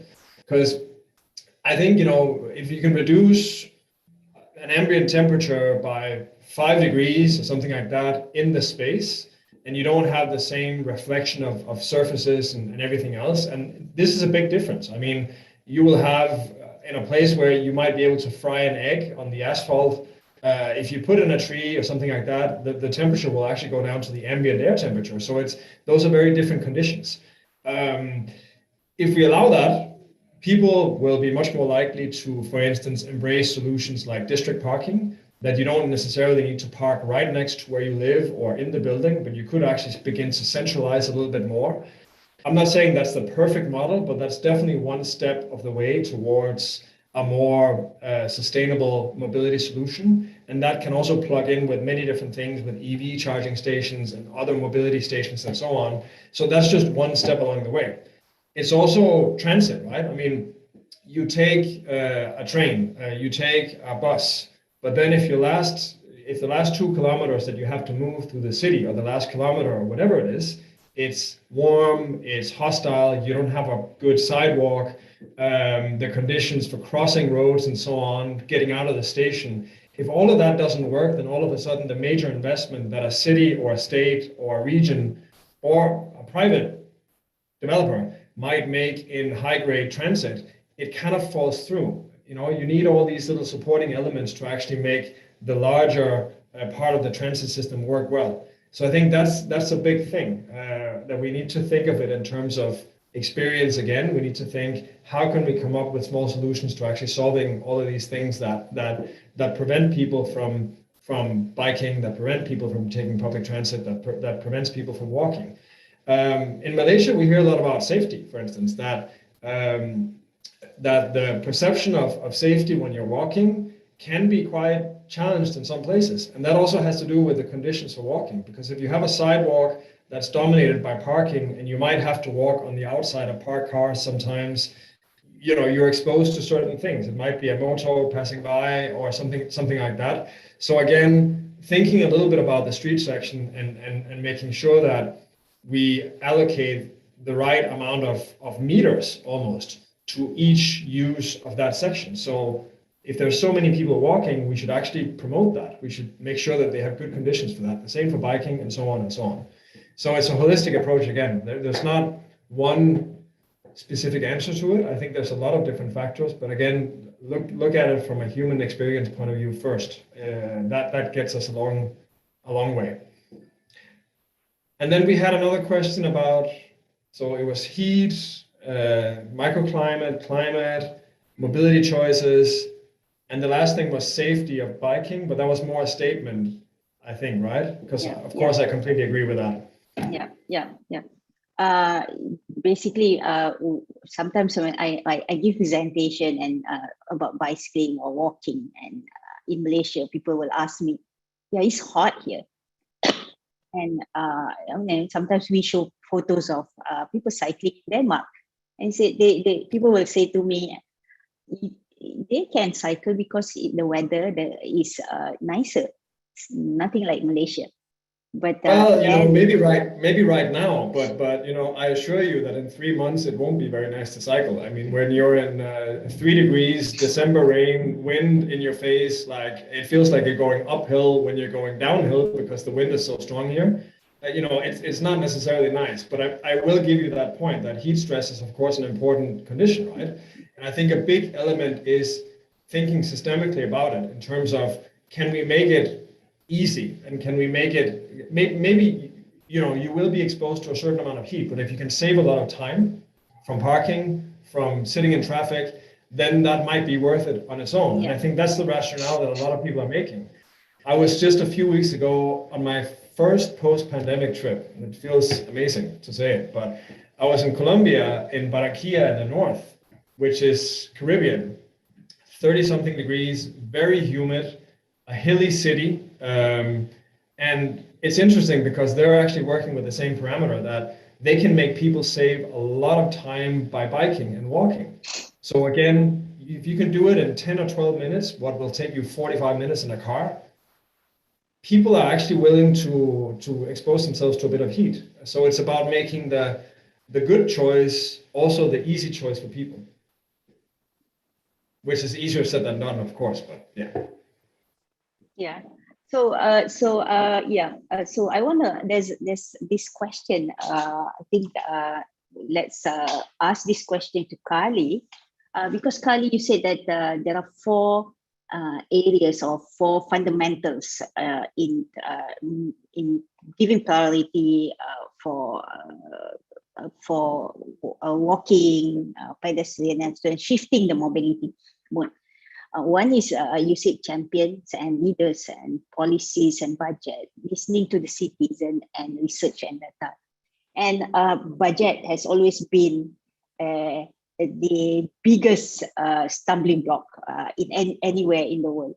And like Malaysia, sometimes we have lots of policies, but the policies never get implemented. There's this question from an anonymous attendee. He didn't like his name there inside there, but the question is that policy can be made easily. However, application and enforcement may be difficult. In Malaysia, it is still perfectly fine for a 30-year internal combustion engine vehicle to be on the road.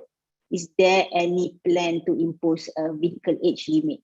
And what are the plans to build the EV infrastructure, green premium car, shifting it to the greener mode of vehicle, and also what is the direction moving forward from in shifting into the greener vehicle instead of fossil fuel driven vehicle. Kali.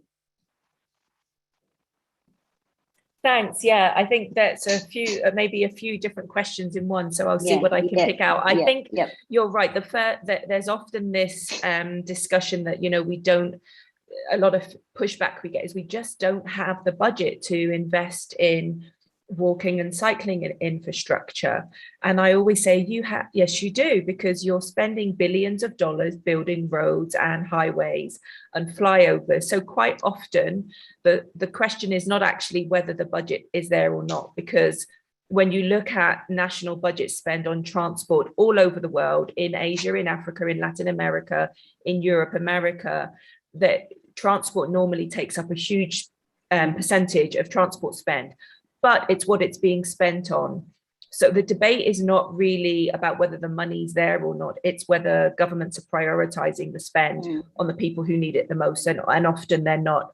And even if you look somewhere like the UK with a huge transport budget and lots of money being spent on walking and cycling, when you look at the percentage being spent on walking and cycling, it's still tiny compared to that overall amount. The other thing is, you know, the previous mayor of New York once said her biggest weapon for road fatalities was a pot of paint, because actually walking and cycling yes, there are lots of add-ons and it's great to have segregated infrastructure, but just getting the paint out and painting sidewalks is a first step.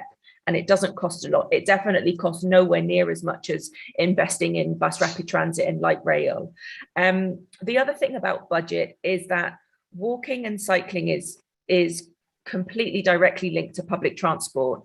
And if you're going to spend millions on a public transport system and buses, you need to just spend those few dollars extra to make sure that people can walk or cycle safely to get to the bus and when they get off the bus. Because what we're trying to do is make other forms of transport as convenient as the car. And the only way that happens is if the whole journey from A to Z is convenient and comfortable.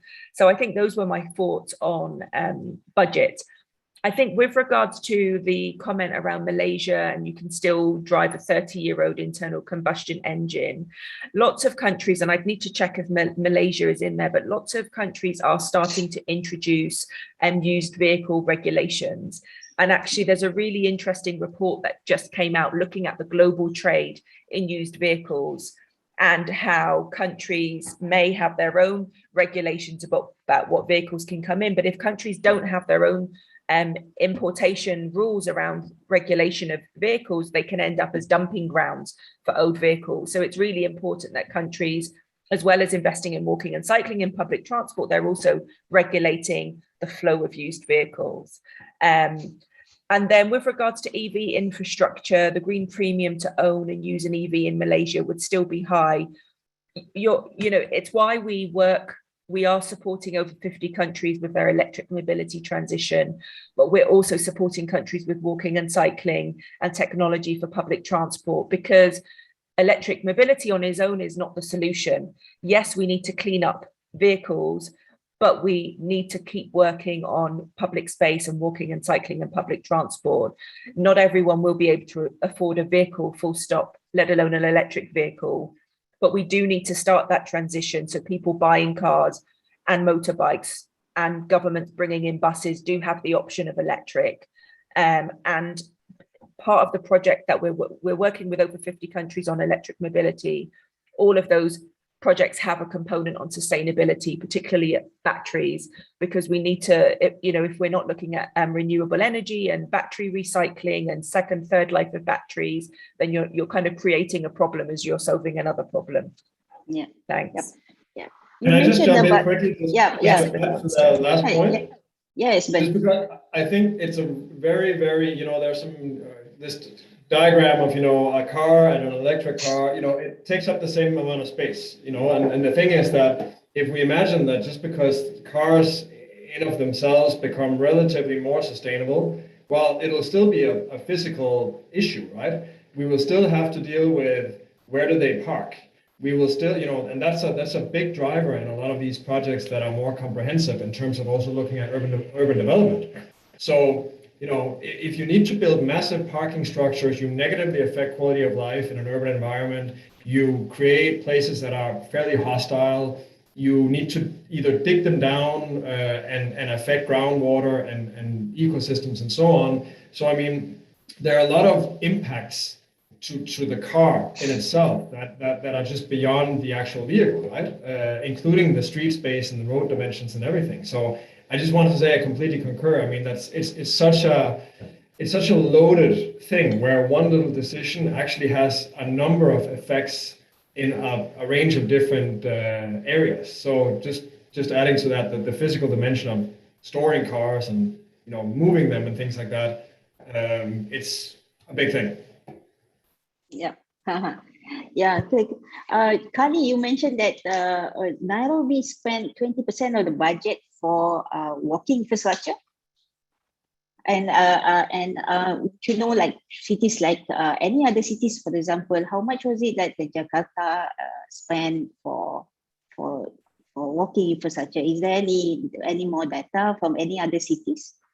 Because there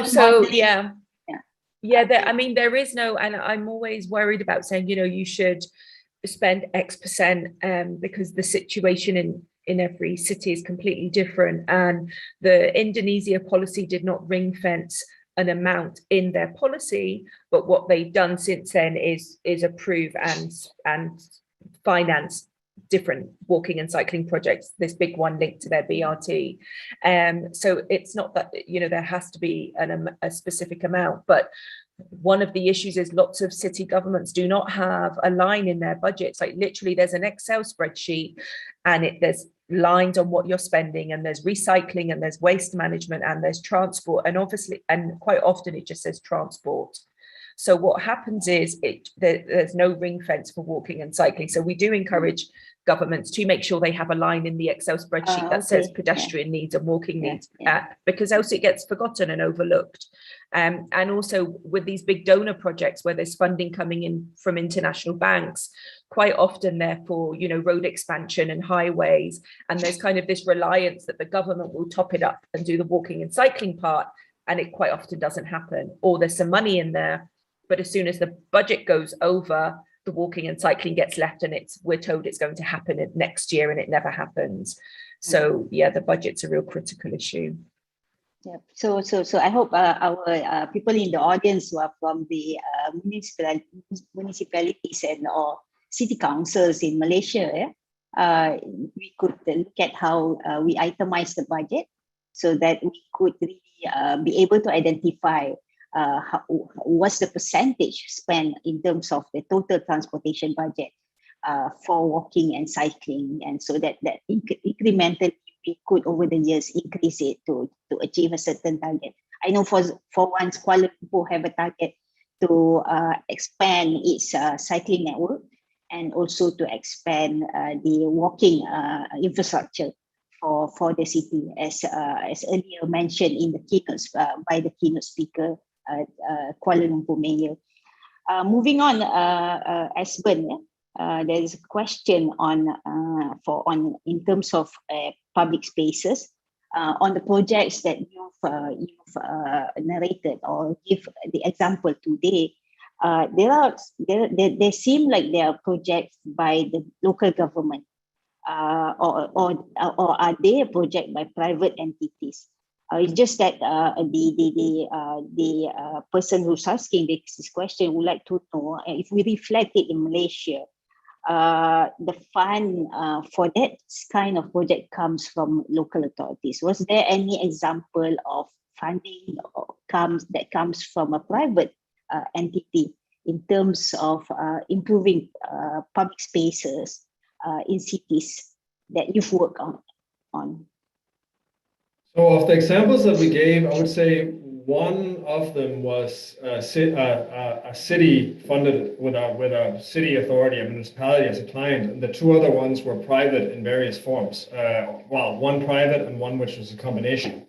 So I would say the part of the office that I specifically represent, we have something like 70 to 80% private clients. So that could be investors, it could be development companies. And, of course, they approach us because they have a very big alignment with some of the ideas that we have, and we work together on some of these things.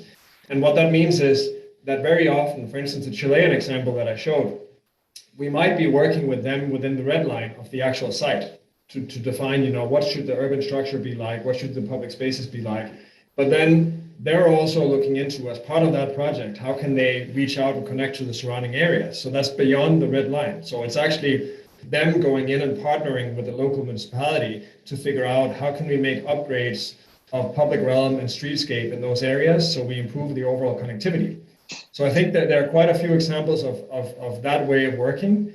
It could also be, in many cases, if it's a district plan, for instance, that you will have businesses or private interests that are in a specific geography in a specific area represented that will also have an interest in creating a better and more inviting and just public realm and creating better connections and so on. So I would say it's from a company perspective, sort of all the projects that we do, it's probably about 50-50. But there are many examples of how private development groups or private companies of different kinds can either lead, drive, or chip in terms of resources to any sort of public space improvement project. So because there are also in Malaysia, I think there are some projects that are private township, especially township projects that by private developers who one or two that have started with building the public spaces first instead of building the commercial or residential, because they realize now the public spaces is the crowd puller, and they've managed to use that the parks that they created to really as part of the promotional marketing strategy.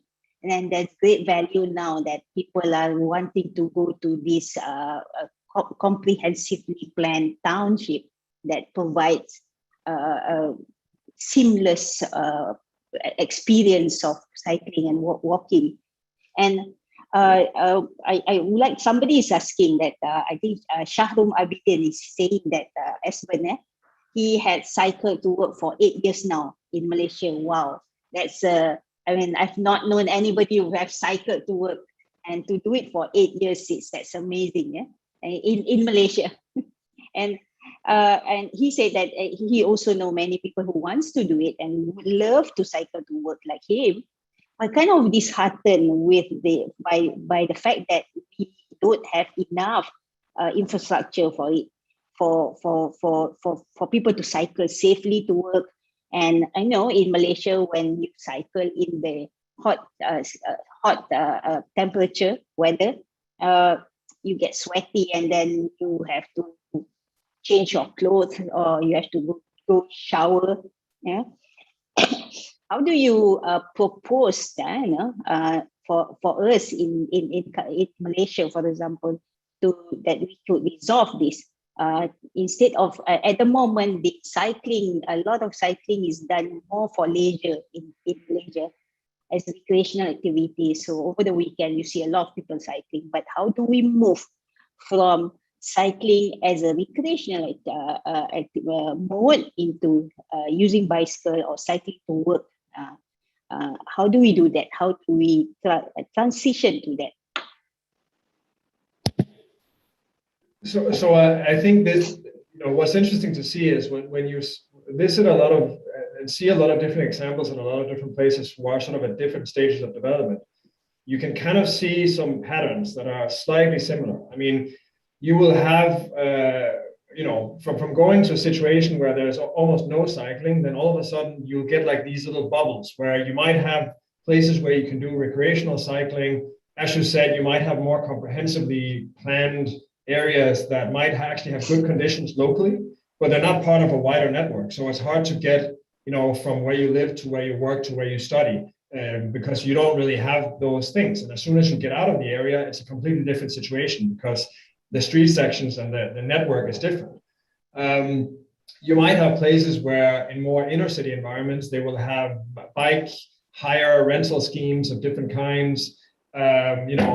A lot of cities have actually been very successful in using that as almost like, if I use a term that's a little bit wrong maybe for this, but something like a gateway drug, like EcoBici in Mexico City, which for a very long time, I don't remember if that's still the case, they were the biggest public bike share system in the world. And what has happened is that people will have their EcoBici card and they will use that system, and then it's a stepping stone on the way to actually buying your own bike and beginning to bike yourself, right? And it's also a way to expose more people to something, so that there's bigger demand and there's a bigger political pressure to actually implement bike lanes. And that someone else asked a question in the chat about COVID, which has been quite interesting, because in that case, quite a few corridors have been established throughout COVID as a response to create better sort of healthy mobility options for people. And they're actually looking into making those more permanent now. So it's this whole thing where you can always use a more tactical project in the interest of a bigger sort of more strategic goal. And once you're at a stage where you might have bubbles and you might have certain areas that have good conditions, then you need to start looking into how do you connect those areas? How do you create good connections? How do you actually create a viable network?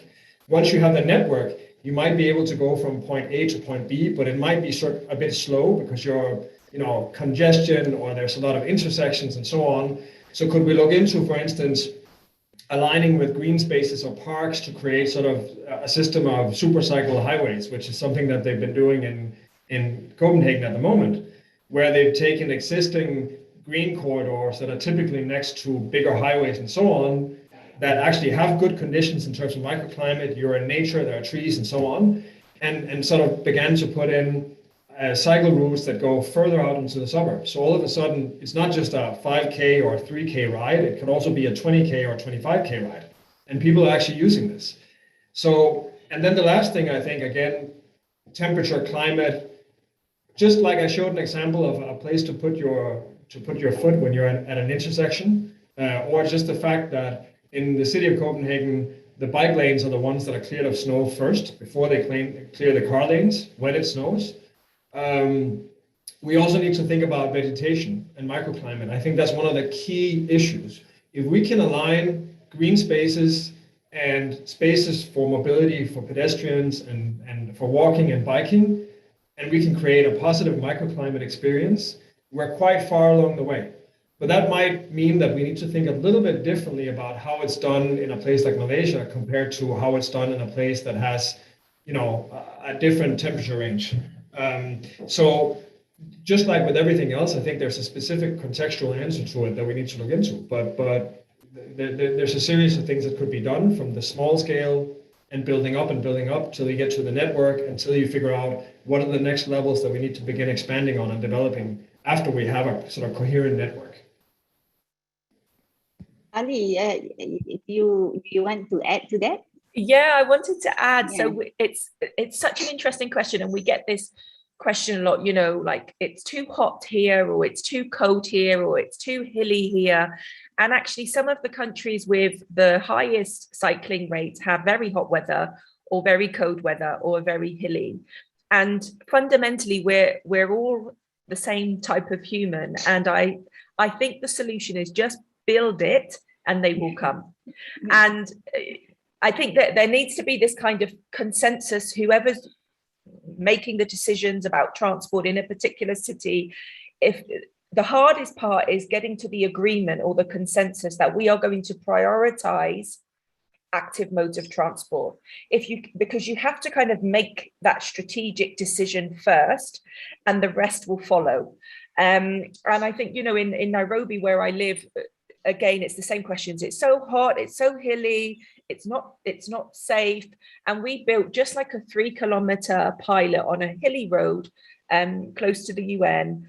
And within a day, everyone started cycling and walking on that infrastructure, because all of a sudden it was comfortable, it was nice.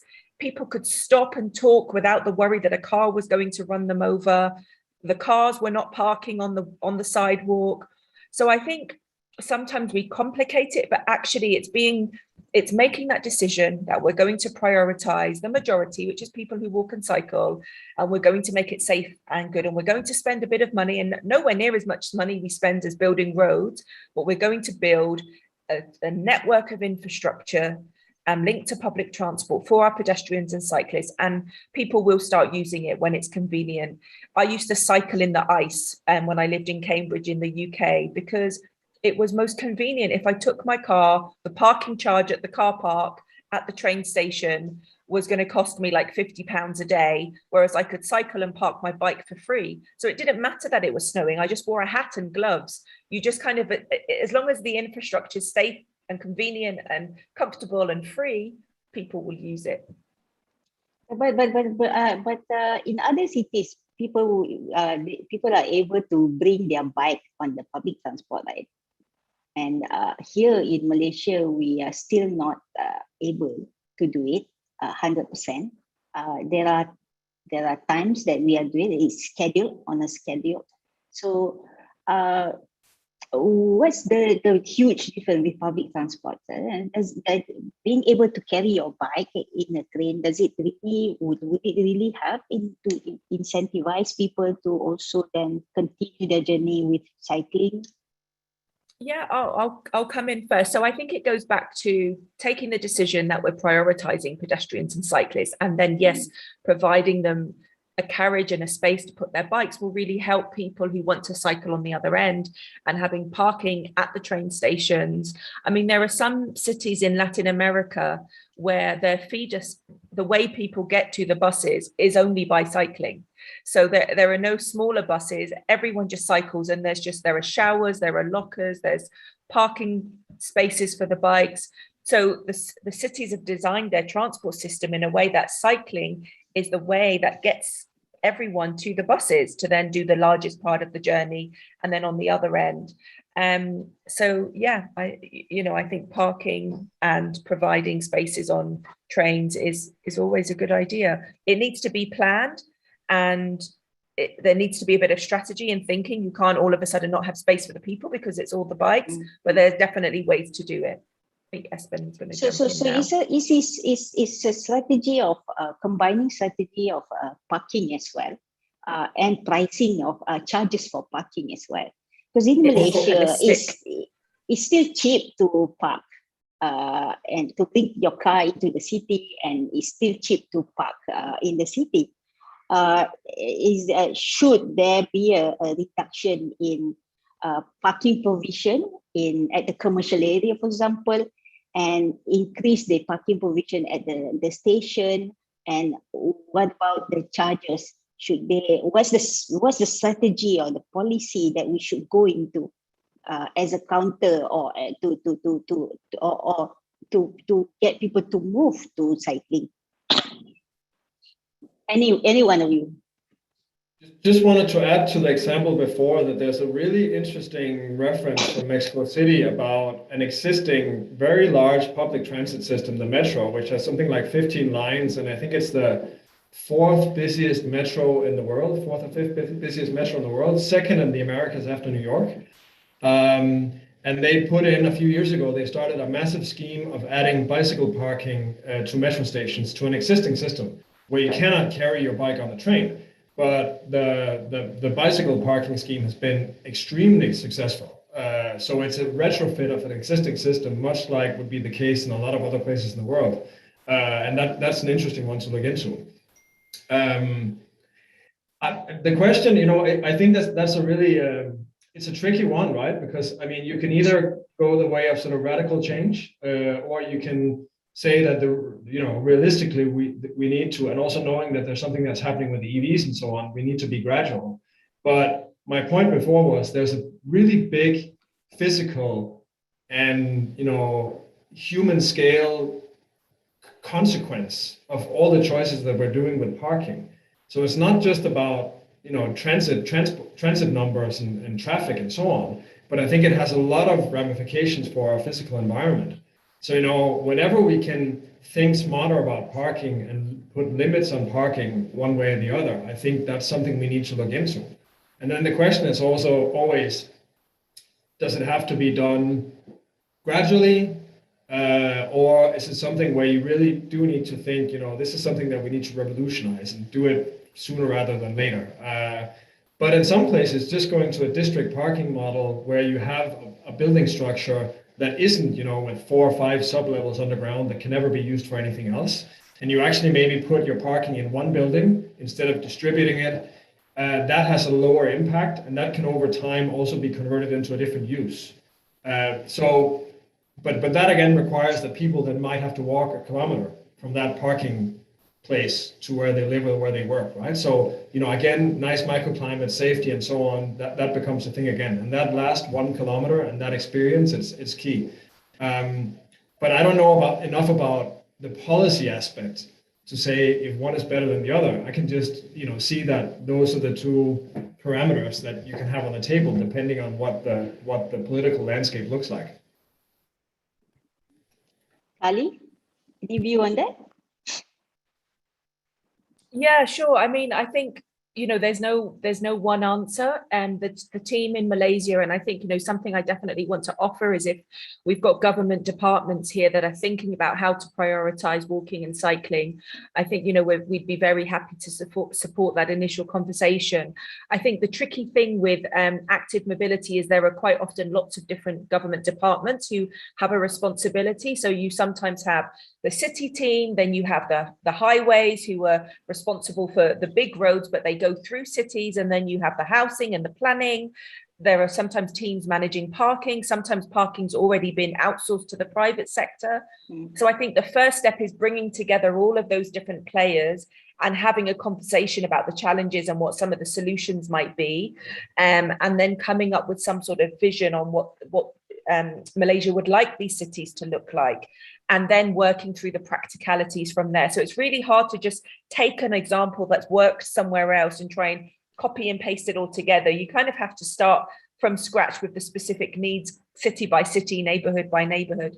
But people are doing it and it's happening. And there are really good examples in Asia, in Latin America, in Africa that can be learned from. But there has to be that willingness to have the conversation first. And just to keep on the Nairobi example, in many ways it's a success story, but in other ways it's still challenging implementing that policy. So the policy is owned by the Nairobi city, but many of the roads that are affected in Nairobi are not managed by Nairobi city. They're managed by other national agencies. So when we see new infrastructure being built, whenever it's being built by Nairobi city, it always includes walking and cycling infrastructure.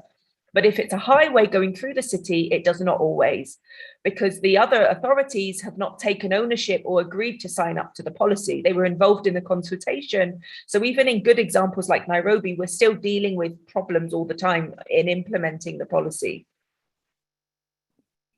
Some things sounds very familiar too. Esben, you in one of your slides you used the term soft mobility.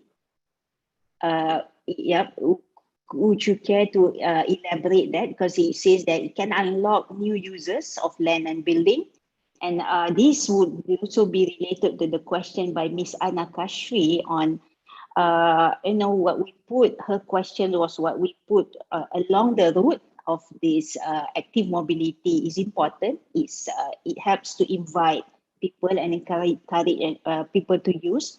So how do land economy and building typology play a role in changing the mobility landscape within a city?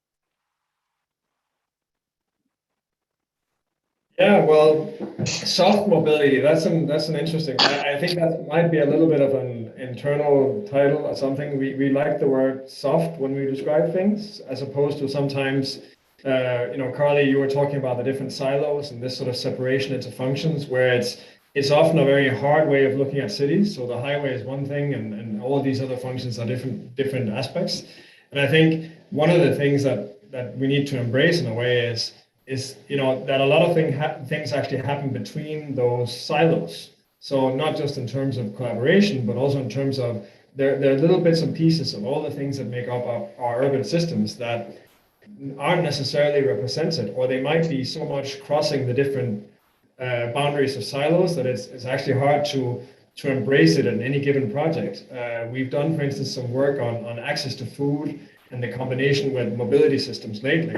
And it's sort of, who do you talk to? Is it health? Is it mobility? Is it planning? What department in the city do you talk to? And I mean, in that case, it only works when you start bringing people together. So that's why we like the word soft. I mean, it specifically refers to, I guess, walking and cycling and public transit and all these different non-private vehicle-based ways of moving around a city. And the second question, sorry, would you mind repeating it? The activities and the land use and the use of buildings and the typology of building, how does that influence the changing mobility within a city? I think it goes both ways. So if you have, building typologies that do address the street, that have human scale, where you feel comfortable, you feel you're in an attractive environment when you walk next to the facade, then people are much more likely to actually walk, and they're much more likely to bike as well. The thing is, the bigger the scale of things go, you begin getting up to sort of this highway, motorway, freeway scale, and all the buildings will have big motor lobbies and parking entrances and so on. The environment becomes all about cars, and it becomes sort of an environment that's made for moving at 100 kilometers an hour or 50 kilometers an hour, and not so much for 5 kilometers an hour or 15. And I think that makes a big difference. So, it's once you start going down one road in terms of mobility choices, you're also locking that in by changing your typology and scale of building and so on. And we're seeing in a lot of projects how it's actually really hard to go the other way. Once you've made that choice to go up to this mega scale, how do you then begin breaking things up a little bit more? I mean, maybe you're adding the same amount of square meters, but you're just doing it in a very different way and delivering the product in a different way. And it's a different type of product, because it's much more about seamless connections and being able to get out easily in a green space or a park, or the street is actually nice enough for you to spend time there. Whereas the other model of really big development, it almost sometimes becomes about, how do I access the parking garage the easiest and get up into my apartment somewhere? And there are very different models of looking at things. So our challenge right now is actually looking into how do we maybe go back to a model that has more productive outcomes for our societies and our cities. Okay. We've don't have much time actually. I've been normally if it's a physical conference, somebody would be flagging up the play card to say that 5 minutes, 3 minutes. I've been informed that we don't have much time, but I have a few more questions. I wanted to ask Kali. You said 2,000 people lost their life on road as a statistic, right? And I wanted to ask you what's your view on, because I think the last 2 days the Malaysian government made an announcement and then they retracted it that they would prohibit driving license to people 70 years and above. Was there any data or statistic that demonstrate the accident tendency or accident prone into a group of a group of people, the elderly, the younger, the teenagers, the children? Was there any statistic that it's just there's no evidence on it? Yeah, so there's a few different levels of data collection. So the big global data set that we use is the World Health Organization Global Road Safety Report, which they produce. And that's really our kind of go-to with data. That report does not include a breakdown of the it includes the group. So the most vulnerable with motorbikes, pedestrians and cyclists make up this kind of vulnerable group, which tend to be the most impacted by road fatalities in every region, actually. That report doesn't break down who causes those fatalities and whether they were, what age they were, or what gender they were, or but then there is the data that's collected by countries and the data that's collected by cities. Now, some cities and countries do collect that level of data, but many do not. So I mean, there are guidance and there are best practice with regards to how licenses are sought and the training, and quite often it's competency based, which is, can you see here, can you hear this, can you do this, rather than age based. But it's a country by country kind of decision. Yeah. Before we end the session, I wanted to ask, because somebody made a comment on 500-meter walking distance, 500-meter cities, the concept of the new the concept of urbanism. And now we are reading a lot of cities are going into 10-minute cities, 15-minute cities, 20-minute cities. What's your view on how this planning concept will help to reduce carbon emission and change mobility mode into the climate friendly mode of traveling? Kali? Sorry, I didn't. I completely froze. Sorry, could you repeat that for me? Yeah, I wanted to ask that. Earlier, even when the early planning, we were talking about 500 meters city planning or neighborhood planning. But now a lot of concepts are coming in. A lot of cities are talking about 15-minute cities, 20-minute cities, 10-minute cities, right? And how are this new or this notion helps in terms of reducing carbon emission, and also move people from motorized mode of traveling into the mobility, active mobility mode of traveling? Thanks. Yeah, no, I mean, I love the concept of the 15-minute neighborhood and the 15-minute city. And I mean, it goes back to that very basic framework of avoid, shift, improve. Of course, if people can get out the front door, they can go to the local market seller to get some fruit, walk 5 minutes to the dentist or the doctor, then it avoids the need to travel. But we still, even within this concept of a 15-minute city, we still need to make it comfortable for people to walk 15 minutes, right?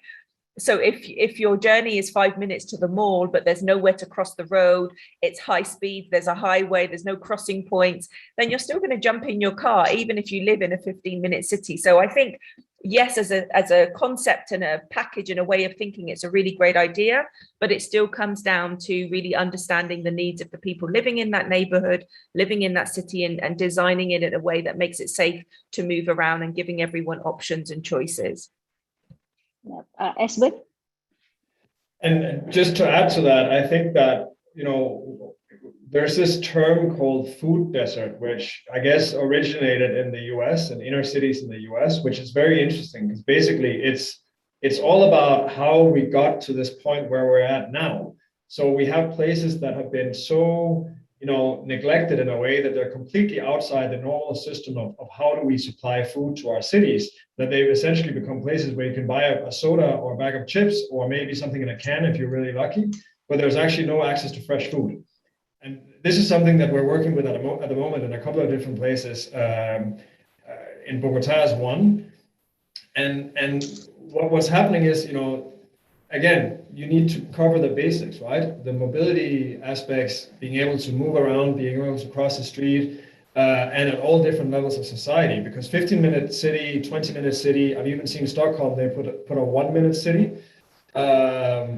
You know, that's really nice, but what happens often is that it becomes something that happens in central core areas that are already fairly well served with all these different amenities and access to food and access to employment and so on, whereas in more peripheral areas that are more challenged, they kind of get swept a little bit under the rug. So it needs to be addressed at a regional level for especially these really large cities that are already here and will be more and more present in the future. I mean, looking at the numbers that we both showed in our slides.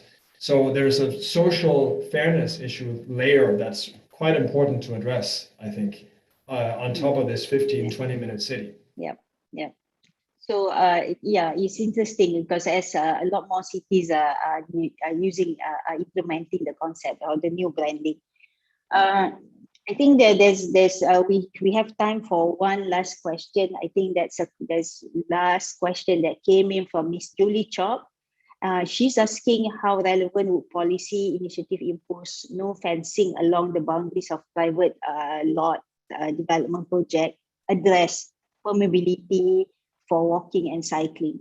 Because in Malaysia, we still have a lot of development that fence up and even gated community, gated and guarded community. How is that affect permeability for walking and cycling? I know perhaps maybe in the European cities, you don't have a lot of fence up development, but we still have it in Malaysia. It's a trend that everybody is really going for. So we're working quite a bit with that question, and it's a very interesting one because there's, you know, you get market expectations, you get some cultural expectations, you get perception of safety. A lot of things are actually linked and sort of combined into a question about why is it that we come up with this typology of gating and closing off. And I think one of the interesting ways of working with this is actually to look into, are there ways we can provide the same experiences but in a different and much more permeable format? We've had quite some successful experiences of, for instance, looking at that in Latin America, where if you take this is what I showed from Santiago, and I didn't dwell much on it because I just wanted to go through some examples and focus on mobility. But in terms of this whole thing of having a private space or a space that isn't accessible by everyone else, this model of having courtyards and sort of little closed off things where the building typology itself creates a space that you share with your neighbors, but it's not necessarily for everyone. That mimics a lot of the attractiveness of the gated community because you have a mini gated community. But then on the other side of your apartment, you have the street side, which is the street. So coincidentally, that's how a lot of people here in this city and in a lot of Northern European cities, they live because that's how the traditional morphology of the city has evolved.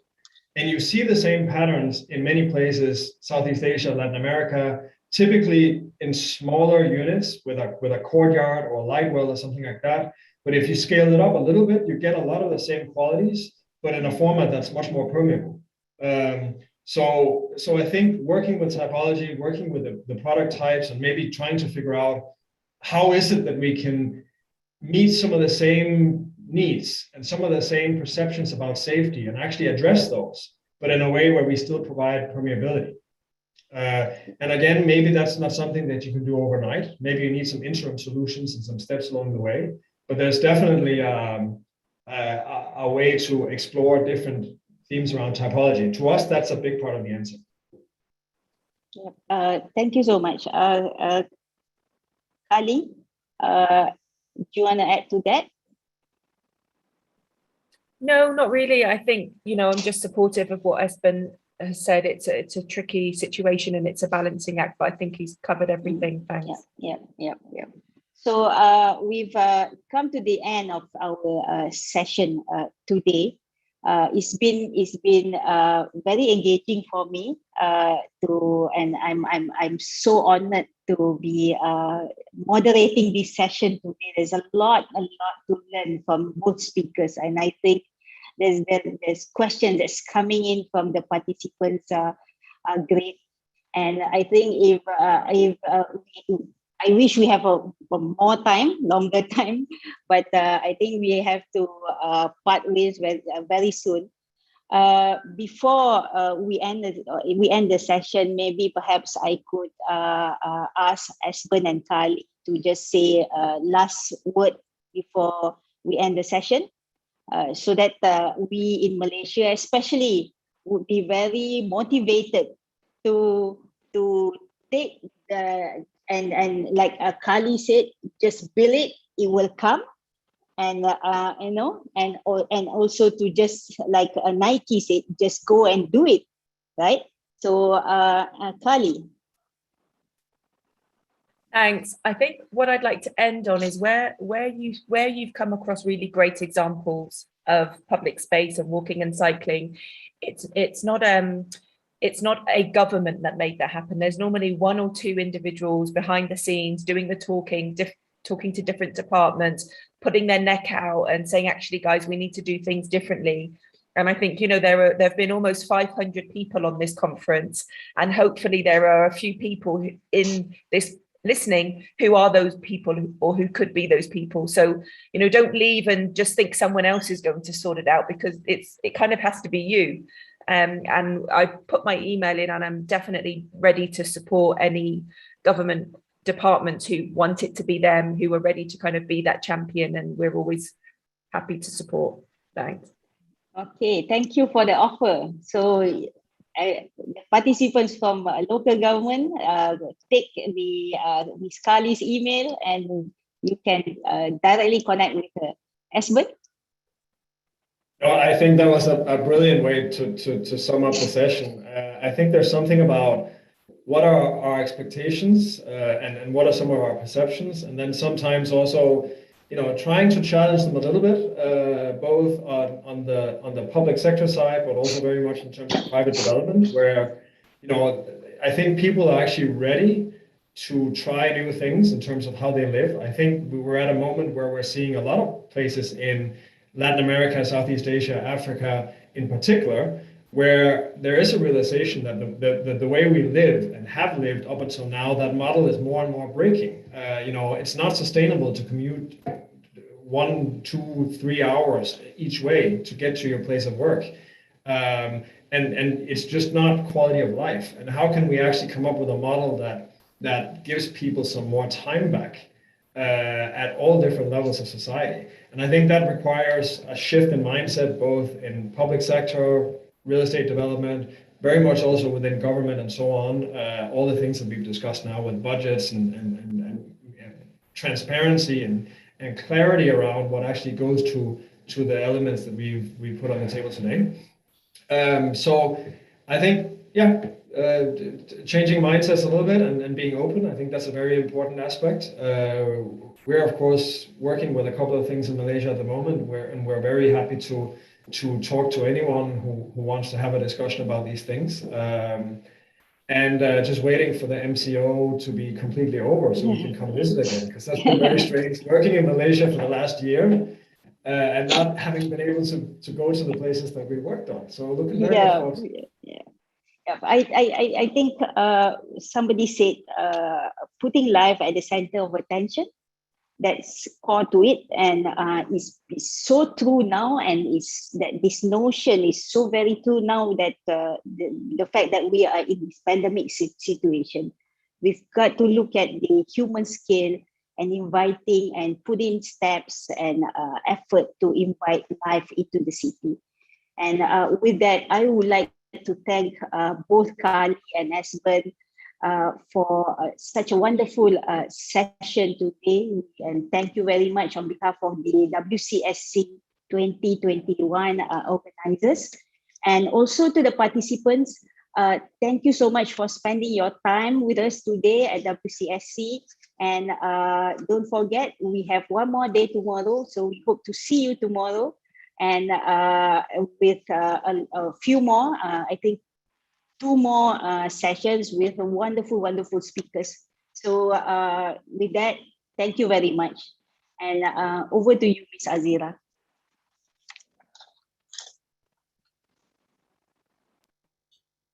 Thank you, Yang Berbahagia Datin. And thank you everyone for gracing our ceremony today with your presence. We truly appreciate it.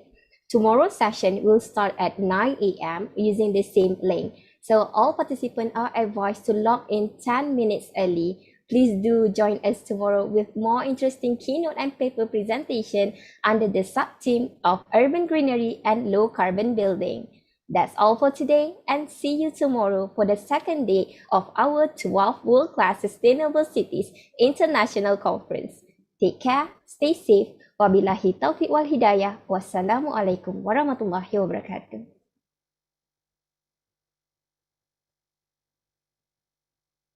Thank you, everyone.